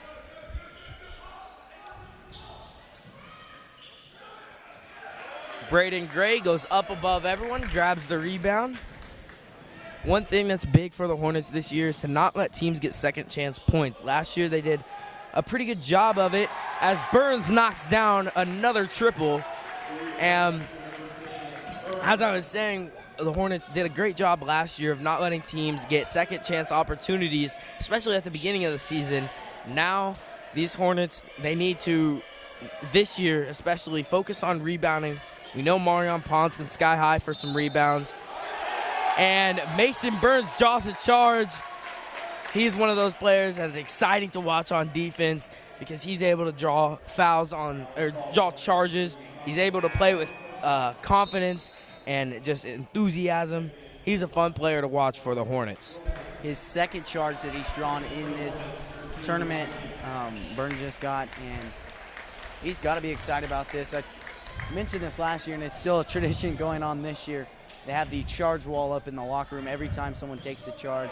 There's a screenshot, and it gets printed and put up on the locker room wall. So it's definitely a source of pride for the Hornets team, and it definitely changes the momentum of the game in just one foul.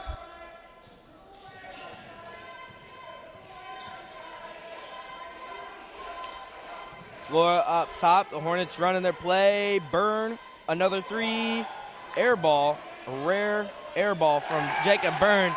And Mason Burns goes underneath, gets the 2-point bucket to go. Transition defense, and Sterling will get the bucket to go themselves. 4-point game now. Just when the Hornets thought they had the momentum, Byrne drives in. He'll be fouled on the floor.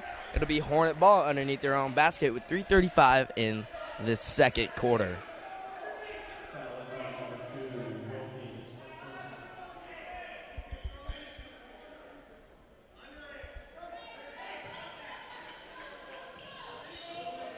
Isaacs looking for Flora.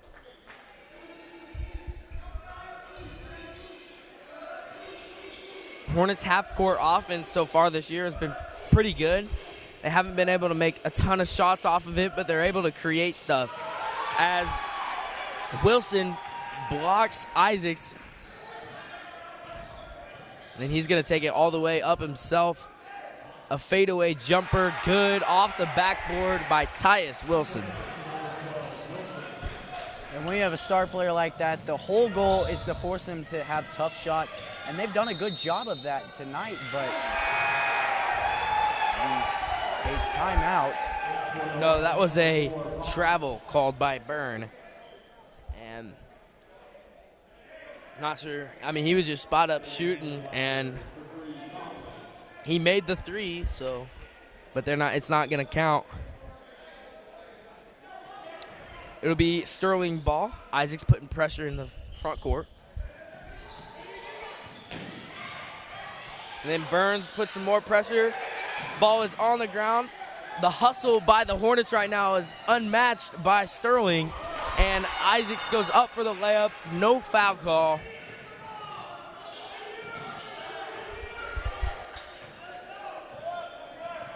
This is Odin up top.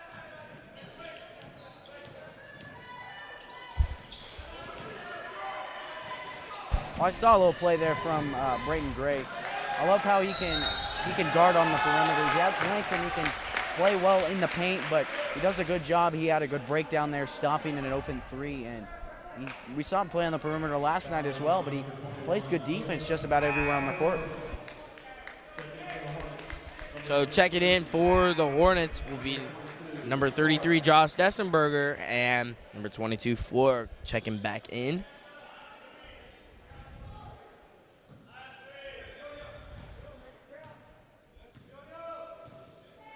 Isaacs sets up the play for Valley Center.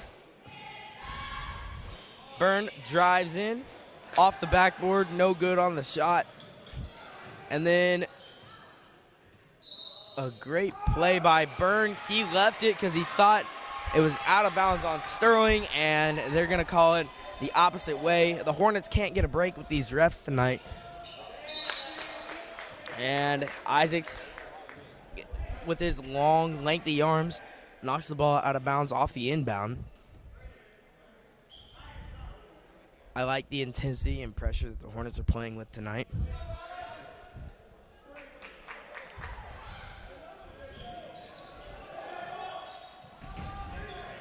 This is Odin.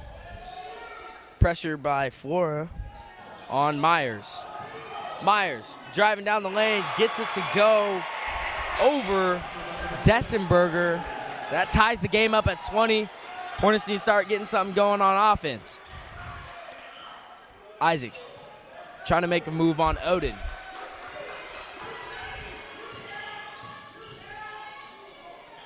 Byrne for three. Another three by Jacob Byrne. I believe that's 4 for him right now. And he is just a deadly shooter from beyond the arc. We'll be back after this timeout. Stay tuned for this good matchup.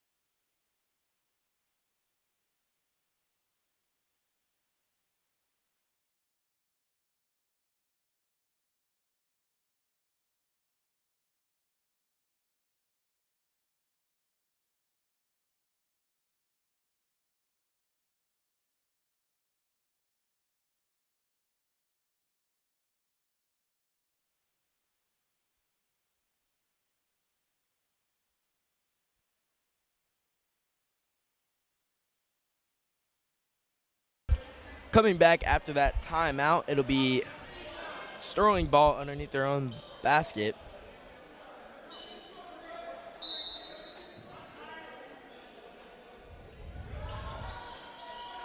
Some pressure here by the Hornets. Odin and Myers trying to break it themselves. Got it into Winkley.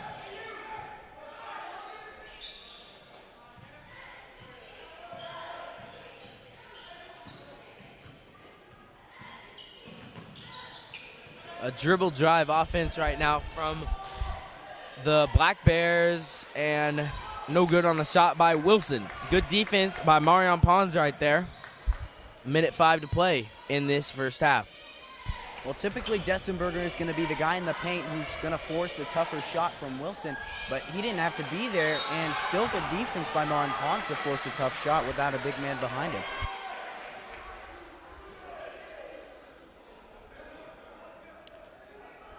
That'll be a foul called on Dessenberger. That's his first personal. Flora will face guard Winkley, try to not let the ball get inbounded.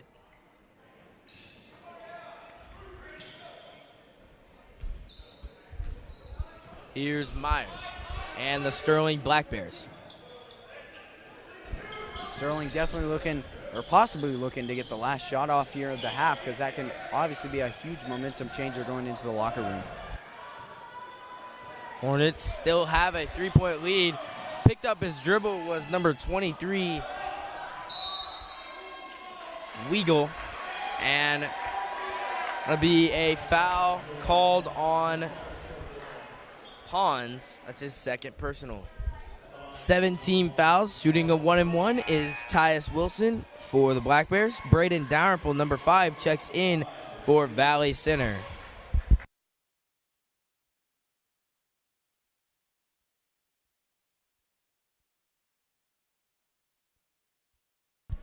Wilson's shot is up, and it's through. So I'll get back onto the one more shot for Wilson. 20.7 seconds remain here.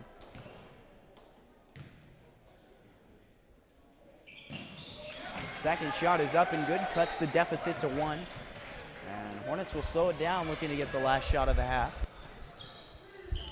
See if the Hornets can run a set play maybe to Jacob Byrne. Or just get something rolling before halftime. Only holding on to a 1-point lead. 10 seconds to go. Here comes a dribble drive offense. Trying to confuse the defense. 2 seconds. Isaacs to Byrne. Byrne for 3. Good from downtown to end the first half. Jacob Byrne, 5 threes already in the first half on the night. Wow, he's deadly from the three-point line. 26-22 our score to end the first half. We'll be back for an exciting second half.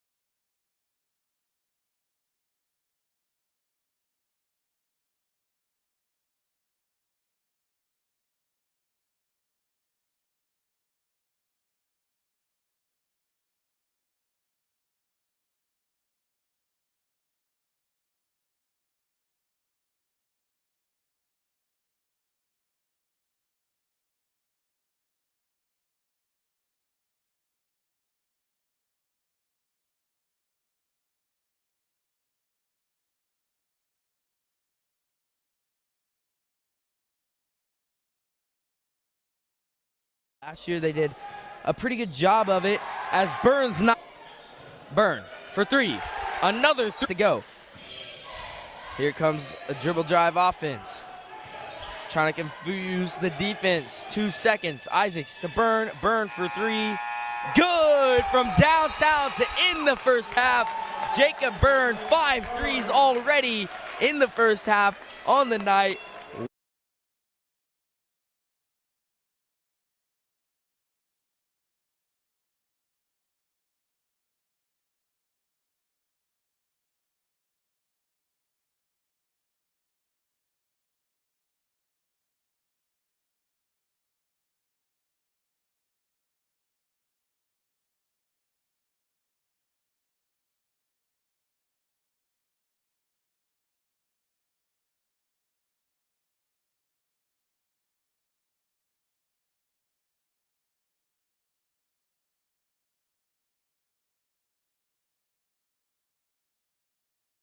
.25 seconds away from the start of the second half, and the Hornets lead by 4 points right now at 26-22, and they didn't have a bad first half. They saw a lot of positives, and what did you see in the first half, Austin, that you liked, and some stuff that you want to improve?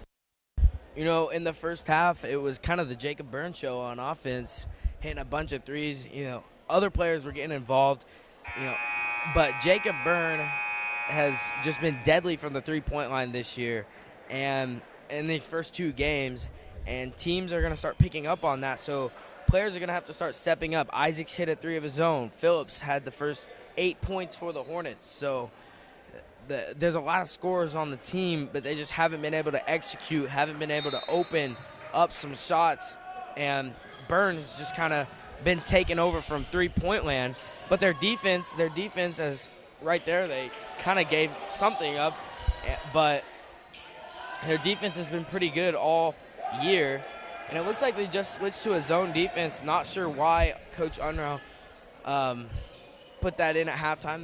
Their man has been good. Let's see if they stick with it or if they go back to the man defense, or maybe on that possession they just lost their man. But Marion Pons, a beautiful move to get inside, but he'll be called for a charging foul. Well, you talked about opening up the offense, and last night 7 different players scored for the Hornets. 7 different players in the first half, that was, in the first half alone. And so far in the first half, 3 have scored. So they definitely have not opened up the offense as much, that's for sure. Byrne swats number 2 Winkley, and the ball will go out of bounds. It'll stay possession with the Black Bears. Looked like Wilkie was slow to get up there. He must have got hit by Britton Gray, who left his man to try and block the shot. And I believe he hit Wilkie in the process. Hornets did a pretty good job of stopping Tyus Wilson in the first half. They're going to have to do an even better job if they want to keep winning this game. Definitely. When I saw Wilson, I expected him to be dominant of this game, but they've done a great job of shutting him down. He wasn't near the threat that I thought he would be. I think that's mostly just because of the defensive play that the Hornets have put up on against him. Hornets on the defensive side of things playing with great intensity, and as we talk about him, Wilson hits a 3 for the Black Bears.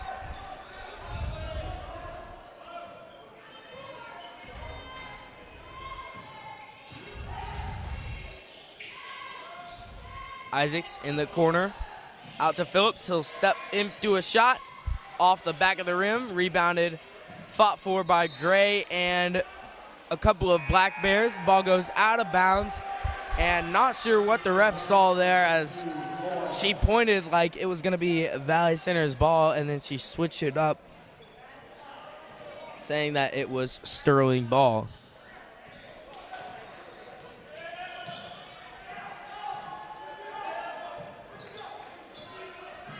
Winkley inside, Byrne on the defense. Flora playing denial defense on Wilson, and Braden Gray comes up with the steal. Byrne, another 3. He is on fire in this tournament.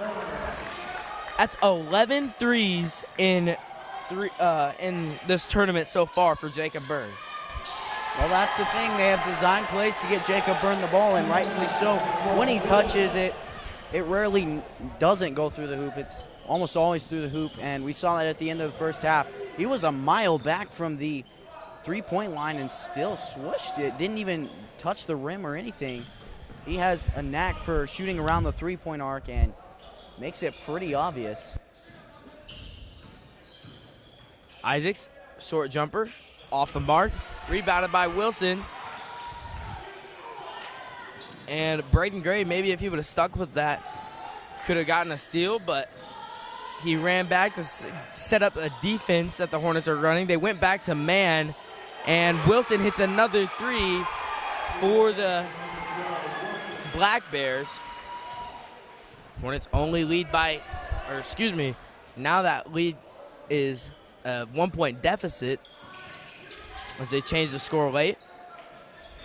Phillips inside, off the mark, tipped around. Braden Gray and Myers fighting for it. And the Black Bears come up with it. Bressler, a three of his own, off the mark. Fought for underneath, and it'll be a foul. Foul called on Cody Winkley of Sterling. Checking in for the Hornets will be number 33, Josh Dessenberger, and number 4, Marion Pons, as Gray and Phillips head to the bench. Checking in for Sterling is number 3, Kaz Comley, and number 21, Odin.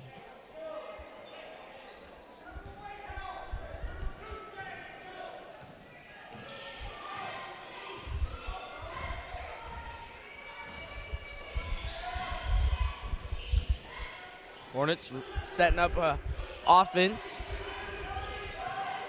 They haven't used their big man a ton on offense. Ray Flora misses on the left-handed layup.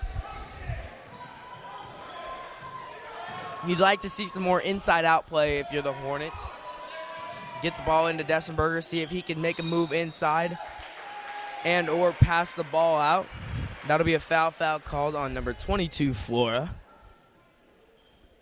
Be on the ground. Ball will be underneath Sterling's own basket.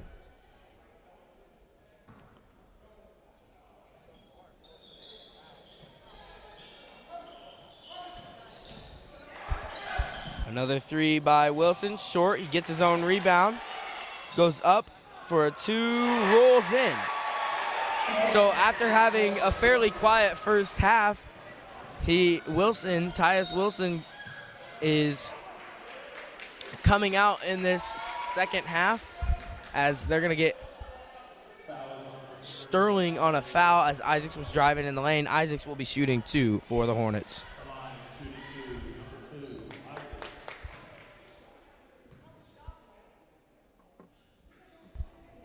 First shot is up and short. One thing that makes a good player in Tyus Wilson is that he can finish from just about any angle, any position, and that's what makes a good player, turning bad position into good position. And he's done just that.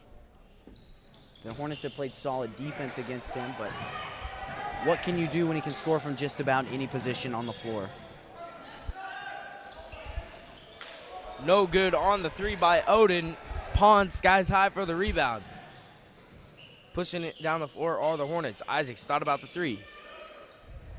Dessenberger inside, almost got the ball stolen. And Burns is going to set up a new offense. Jacob Byrne off the mark on the floater. Pons doesn't know the ball's coming down.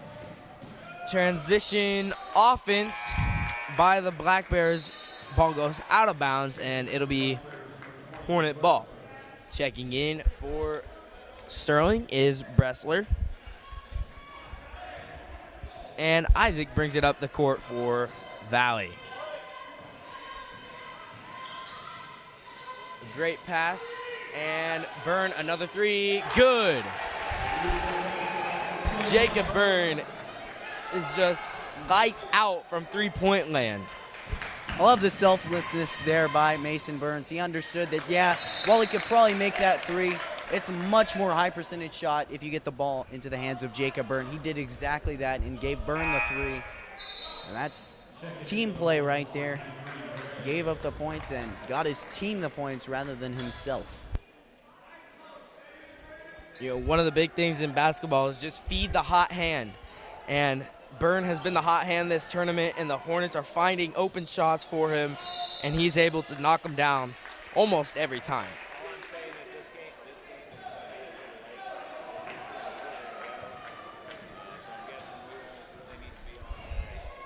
32-32 our score.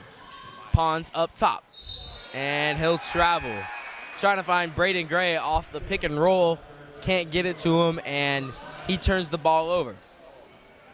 That's Winkley and Wilson who came in for Sterling.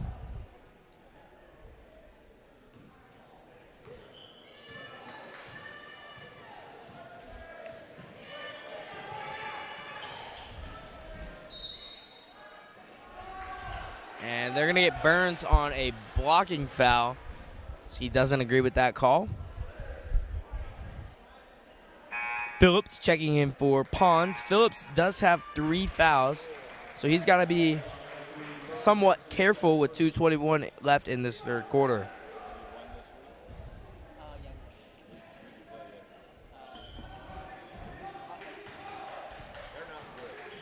Well, one thing after that call, I was watching Burns, and he was talking about, he seemed really, really mad about that call, and rightfully so. But he turned that madness, that anger, into good defensive play. He just dealt with it, and he said, "I'm going to play better defense now and use that anger to play more aggressive."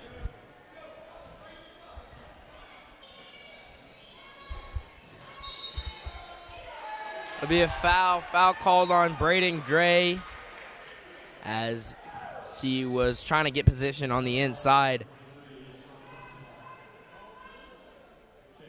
Checking back in is Wilson after about a 5-second break of play time.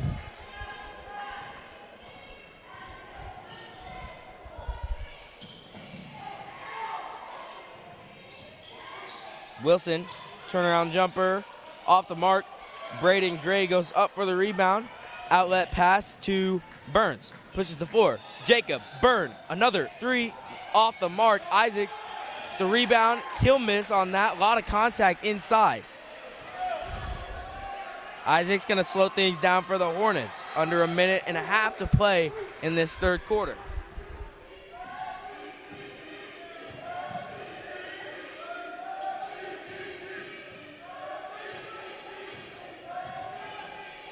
Isaacs, left-handed drive inside, gets it to go. Hornets now hold on to a 2-point lead. Braden Gray inside, he goes up with it, and that'll be a foul called on Gray.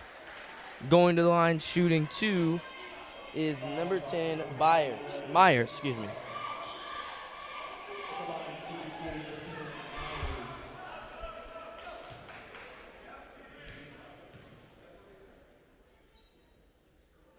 His shot is up and good by Brady Myers.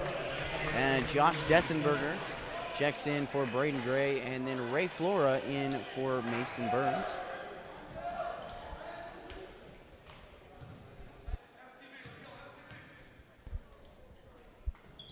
Second shot is up and it's through. Ties the game at 34 apiece. Isaacs drives baseline inside. A lot of passing around. Byrne, another 3 off the mark. Couple of threes missed by Jacob Byrne as he was on fire to start the first half. Those are what I like to call some heat check shots. Ball goes out of bounds. Miscommunication by Winkley and Bressler, and it'll be Hornet ball.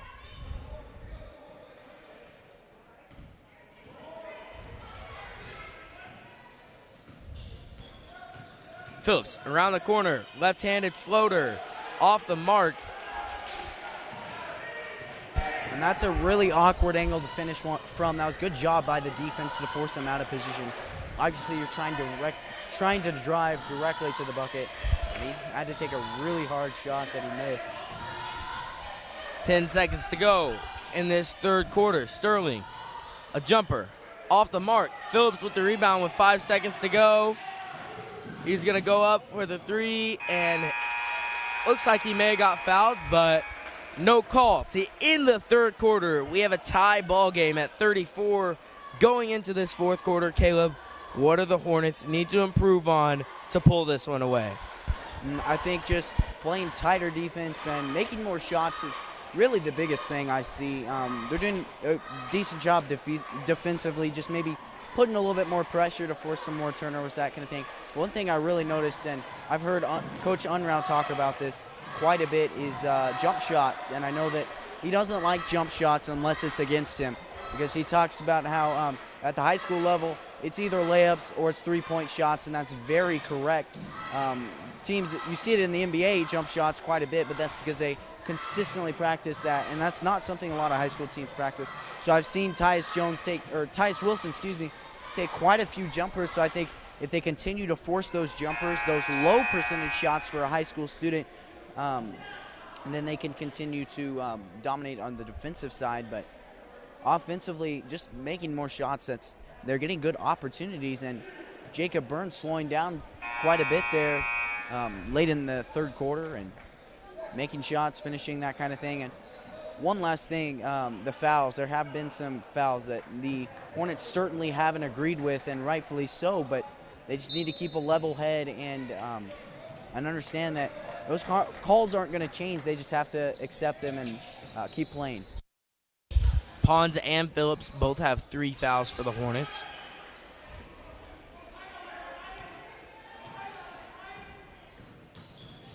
Isaacs driving around, no good on the turnaround floater. Pushing the floor is the Black Bears. Over to Odin.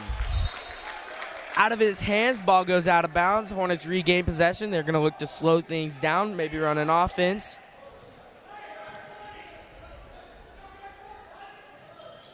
Well, one thing I looked at just now, 34-34. That's not a normal score for a high school men's basketball game. And the other day, the Hornets were watching the Conway Springs Sterling game that ended in 36-33. Like, wow, this is a low-scoring game. And they knew that if they could beat an offensive powerhouse against this defense, then they could definitely blow out this team. But this is been the defense to play against, and that's why it's a low-scoring affair. Sterling certainly has quite a defense that can shut down high-powered offenses.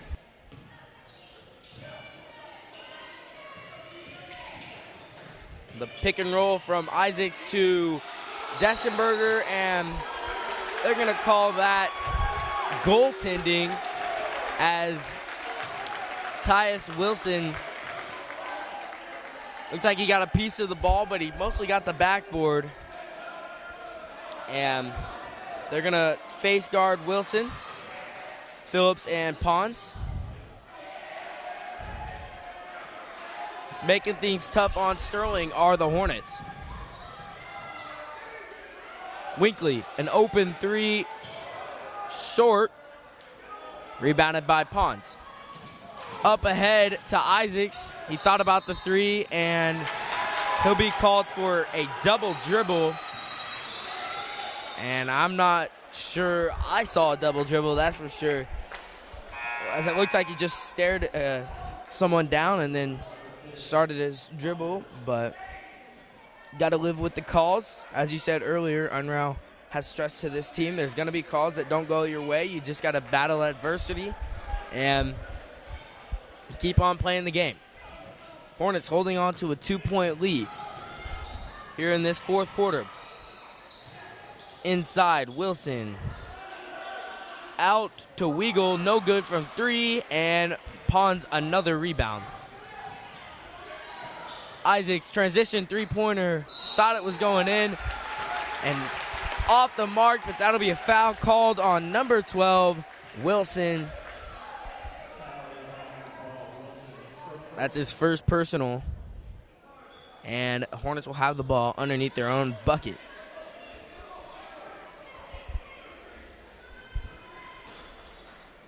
Byrne, wide open three, in and out. Rebound by Odin. Isaacs and Pons falling for the ball, and they're going to get Pons for a travel. There was a no call there. That crowd wanted a foul, and then Pons traveled as he got the steal.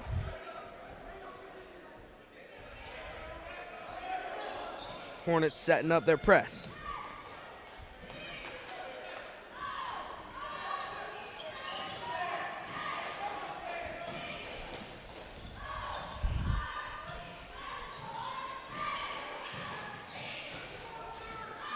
Inside to Wilson, gets around Dessenberger, ties the ball game up.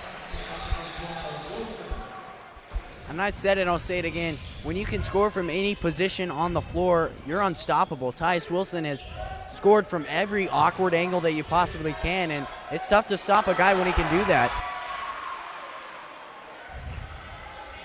Dessenberger wanted the foul, didn't get it. A lot of contact going on. In the first half, there was almost nothing you could get away with, and here in the second half, they're getting away with a lot. There'll be a foul called on the ground. Hornets luck out right there. Hopefully they can get a defensive stop as Braden Gray is going to check in for Dessenberger. 5:24 left in this fourth quarter. Sterling has the ball underneath their own basket.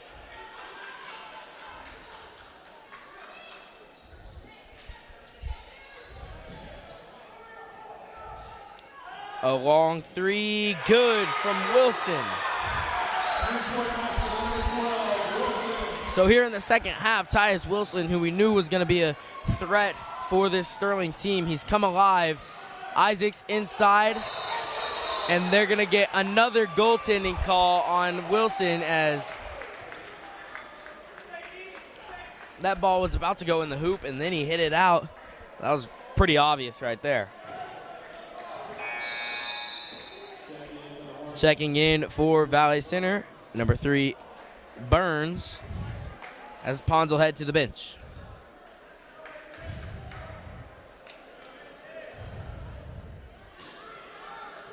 And full court press doesn't work. They'll beat it almost with ease. Couple good passes and good dribbling there. Sterling taking their time. Didn't even shoot that open three. So they'll set up some stuff. 4:50 remaining. Hornets trying to just play solid defense, not get fouls called on them.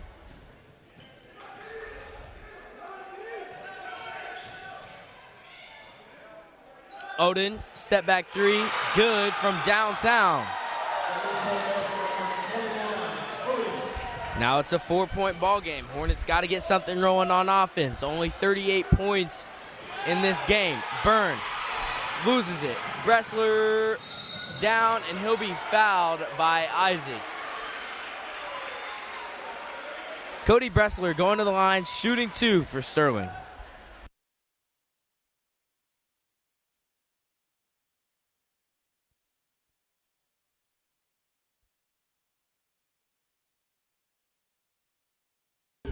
Shooting 2 here is Caden Bressler.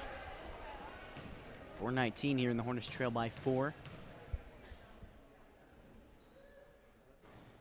And first shot rolls in and out. So no good there. And we'll have a timeout. Timeout Valley Center with 4:19 remaining here in this contest. We'll see you back here at Hornet Studios after a short commercial break.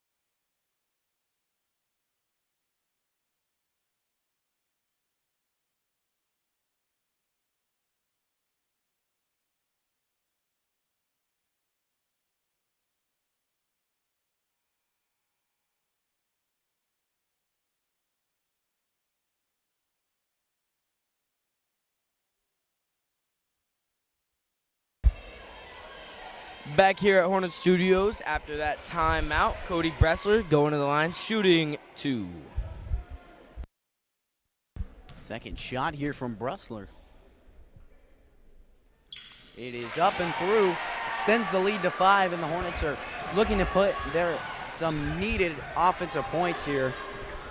Isaac's up top. They'll set it up, swing pass out left. They're going to face guard Byrne, knowing how good of a shooter he is. That ball will be Hornet ball.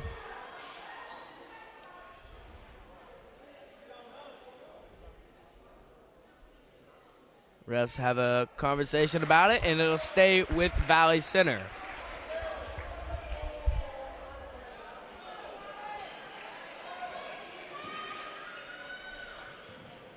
Isaacs into Byrne. He'll take a 3 off the back of the rim. Rebounded by Phillips. He's going to take it in. Go up strong. Get it the 2-pointer to go. Isaacs, good defense on Winkley.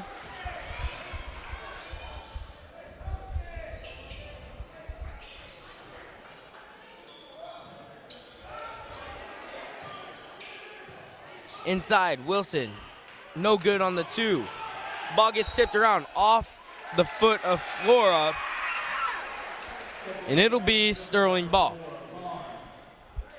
Number 4, Marion Ponce checks in for Flora. Exciting matchup, Ponce against Wilson. Ponce a great defender with long arms. Needs to be able to stop. Wilson. Cody Bressler up top, drives in. Off the mark. Isaacs going down the floor. Ponce underneath, over to Phillips. Phillips gonna take a 3. Off the mark. Ponce fights for the rebound. He'll go up with it, and he'll be fouled. Marion Ponce going to the line. 0 for 2 on the night from the free throw line. But he'll be shooting 2 to try to bring this game within 2 points on this shot. Ponce at the line shooting 2 here. Looking to cut the deficit to 1.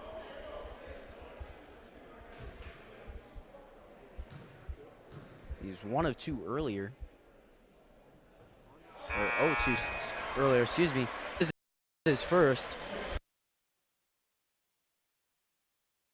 Checking in here is number 21, Cody Oden, for the Black Bears. Ponce for his second. And makes that one. Cuts the deficit to 2. And I'll have a backcourt press. Phillips on Winkley. And that's a 10-second violation. Don't know what Oden was doing, but that works out in the Hornets' favor as they're going to try to take the lead or tie the ball game up on this possession. Ponce going to toss it in. Gets it to Byrne. And Isaacs will set up the offense for Valley Center.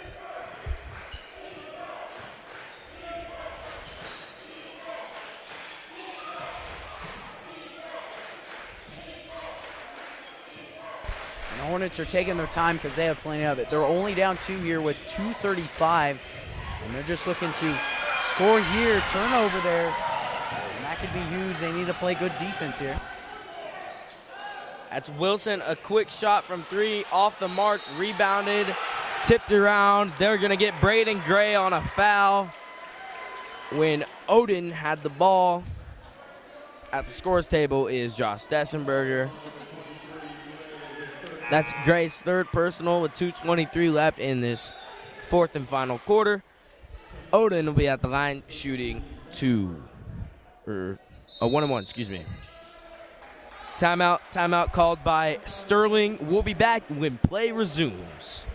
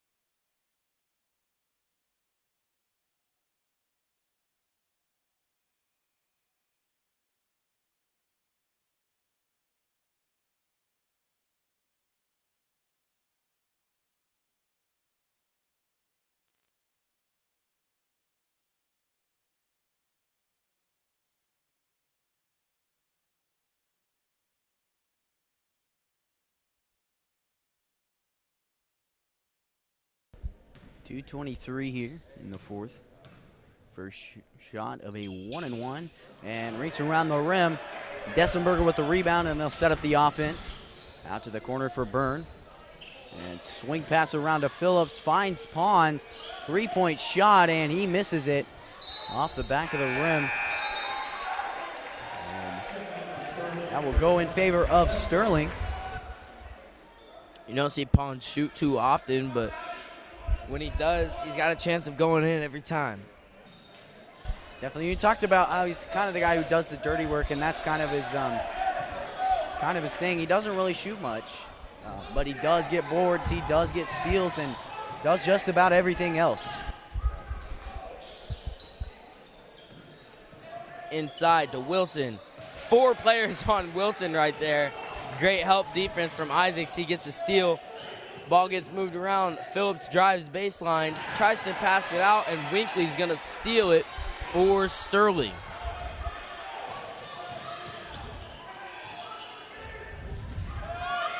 And Isaacs falls. That'll be a foul called on Phillips, as it looked like Bressler just fell on his own. So the Hornets have not had the benefit of the doubt when it comes to the refs tonight. And Phillips will head to the bench as Ray Flora comes in for Valley Center. Bressler on the 1-and-1, he'll make it. One more shot to come. And Sterling defense gets back. And there's still time, 1:31. The Hornets shouldn't have to foul or anything defensively. They will need to get something out of this possession. Eli Isaacs leads the way after the made bucket. Flora up top, he'll drive in, got it to Pons. Pons will go up, he'll be fouled. He's going back to the free throw line, shooting 2 for the Hornets.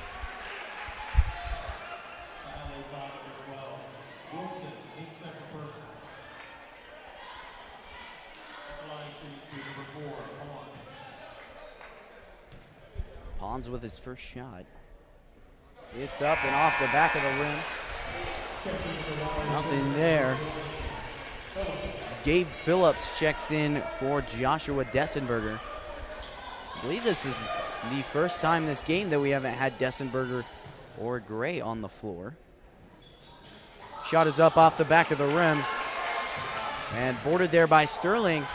Good outlet pass there, and now they have to hold it for a minute and 10 seconds foul. And I don't think that was the intention there, but it will stop the clock with a minute 10.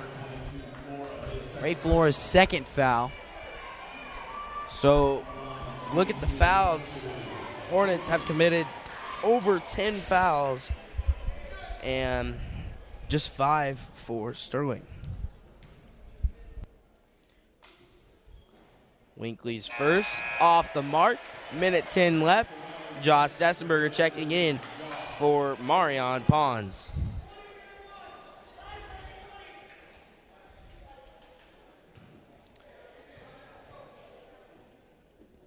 And Winkley's second up, good.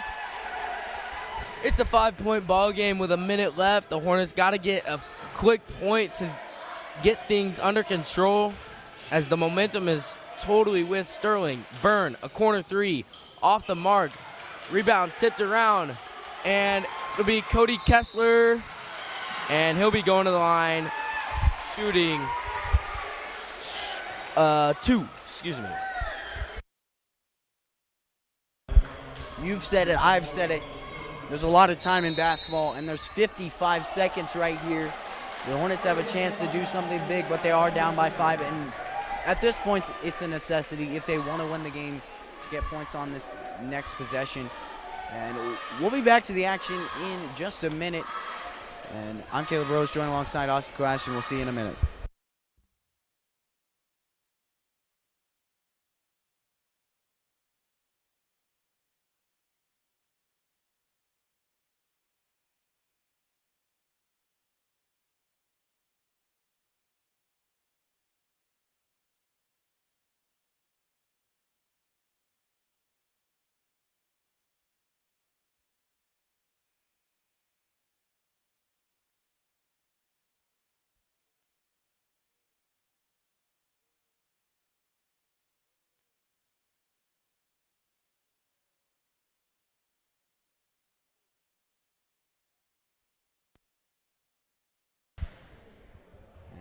First shot is up.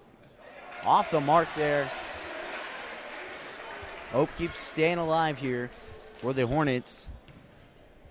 Another shot from Caden Bressler. Shot is up and it's through. Extends the lead to 6.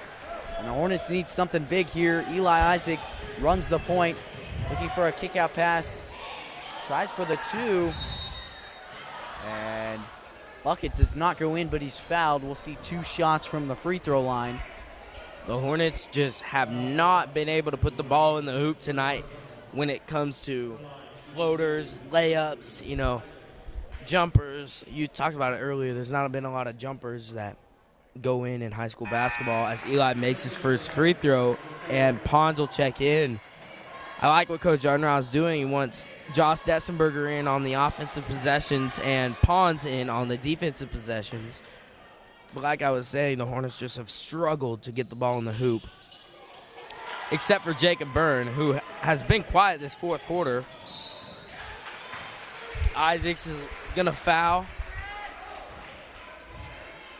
And Bressler going to go to the line again. That's Isaac's 3rd personal.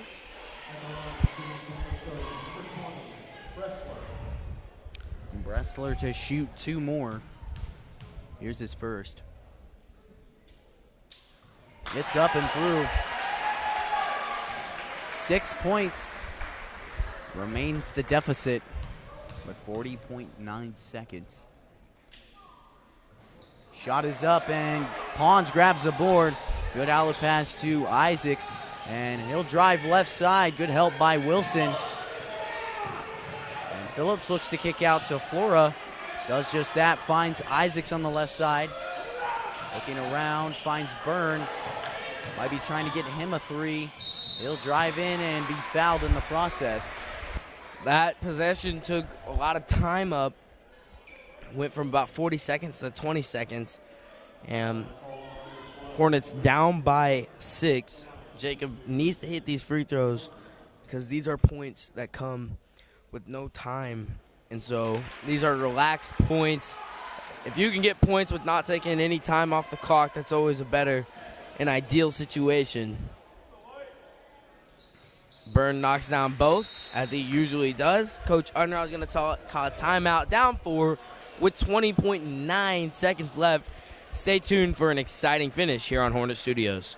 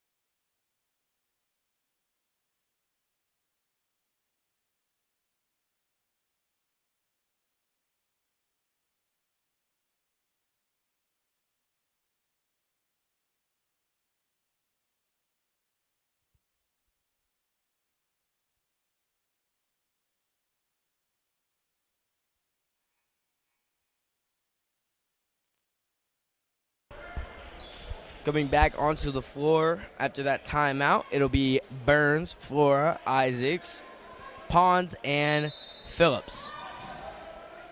Some pressure. Phillips on Bressler. And Isaacs will end up fouling. That's his 4th personal. Isaacs can't foul again. And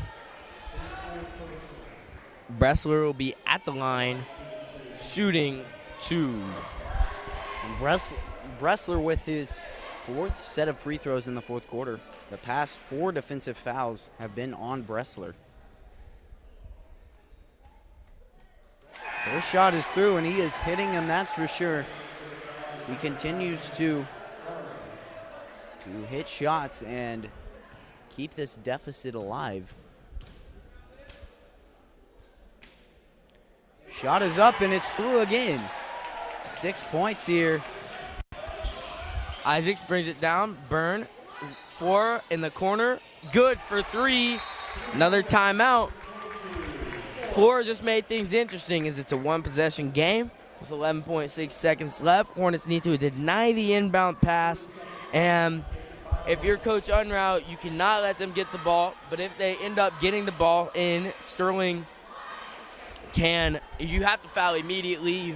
You don't want to foul Bressler. He's had a lot of shots at the free throw line. He's getting used to it, and so you want to deny Bressler, especially Wilson. You don't want Wilson to have the ball. And you just gotta play smart basketball, but also you're gonna have to foul immediately if you're the Hornets. You're down 3. If you do get the inbound, don't automatically go for a 3. If I was the Hornets, if you have the opportunity, all you need is a 2, and then you can foul again, and you can count on them to miss free throws. But just you need quick, fast points. And I like the strategy right here to put Braden Gray on the ball, as he's got long arms, but just as I said, Bressler getting warmed up at the free throw line. Only a second ticked off the clock, but he's going to go back to the free throw line, racking up points for him. Hopefully he can miss a couple right here, and the Hornets can keep this a one-possession game. Like you were saying, I think that was a good job of Sterling. They knew that they needed to get Bressler the ball because he's been warmed up at the free throw line, and the second the ball was inbounded, Hornets were going to foul. And so they wanted to get him the ball so he would be fouled and he could knock down shots like he just did. Knocked down his first one. Makes this a 2-possession game. And second one is in as well. Timeout Sterling. 10.6 seconds remain here in this contest, and we'll be back here at Hornet Studios after a short commercial break.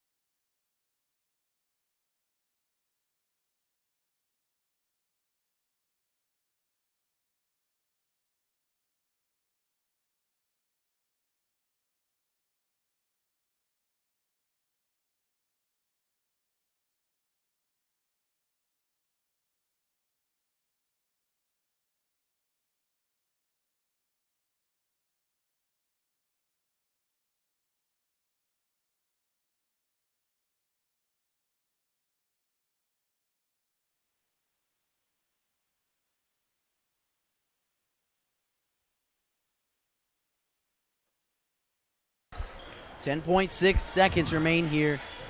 Hornets with possession, and they trail by 5 points. A 2-possession game here. We'll see what they make of this, but this could definitely finish interesting. Isaacs runs the ball down the court, and they need a 3 here. Denied. Foul. And Tyus Wilson not happy with that call. Foul is called on number 20, Bressler. His first personal. And going to the line here to shoot is Marion Pons. He hasn't made a free throw yet. And even though you don't want to foul this late in the game because it stops the clock, I mean, all you can get out of that is, at best, 2 points. 3.9 seconds show. And rakes around the rim. And that will be game. Your final score, 52-47. A tough loss there for the Hornets. They fought to the end, but in the end just wasn't quite enough. A good game, and we saw some good things, but we definitely saw some things that the Hornets need to work on. What did you see about this game, Austin? What can they improve on before tomorrow?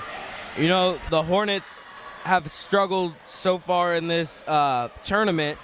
Besides really Jacob Byrne, they've struggled to put points on the scoreboard. Only 47 points in a high school varsity basketball game. You know, that's not going to cut it, especially with the league we have. They've got to be able to create their own shots, they create their own opportunities, put the ball on the floor.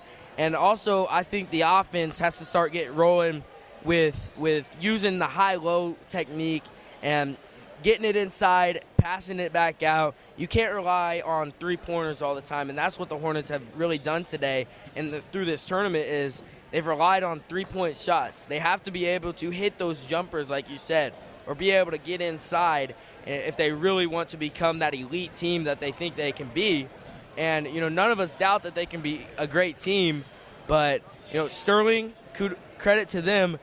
They're a good team. They're going to have a lot of promise this year. They showed a lot of great stuff tonight. But the Hornets, they really got to get the offensive side of the ball going and then stop the defensive on the defensive side, get more stops. And that'll do it here at Hornet Studios. I'm Austin Coas alongside with Caleb Rose. We'll be back for a third-place game tomorrow as your Hornets will take on the... Actually, to be determined. We'll release that on Twitter as soon as we know. But thanks so much for watching, and have a great night.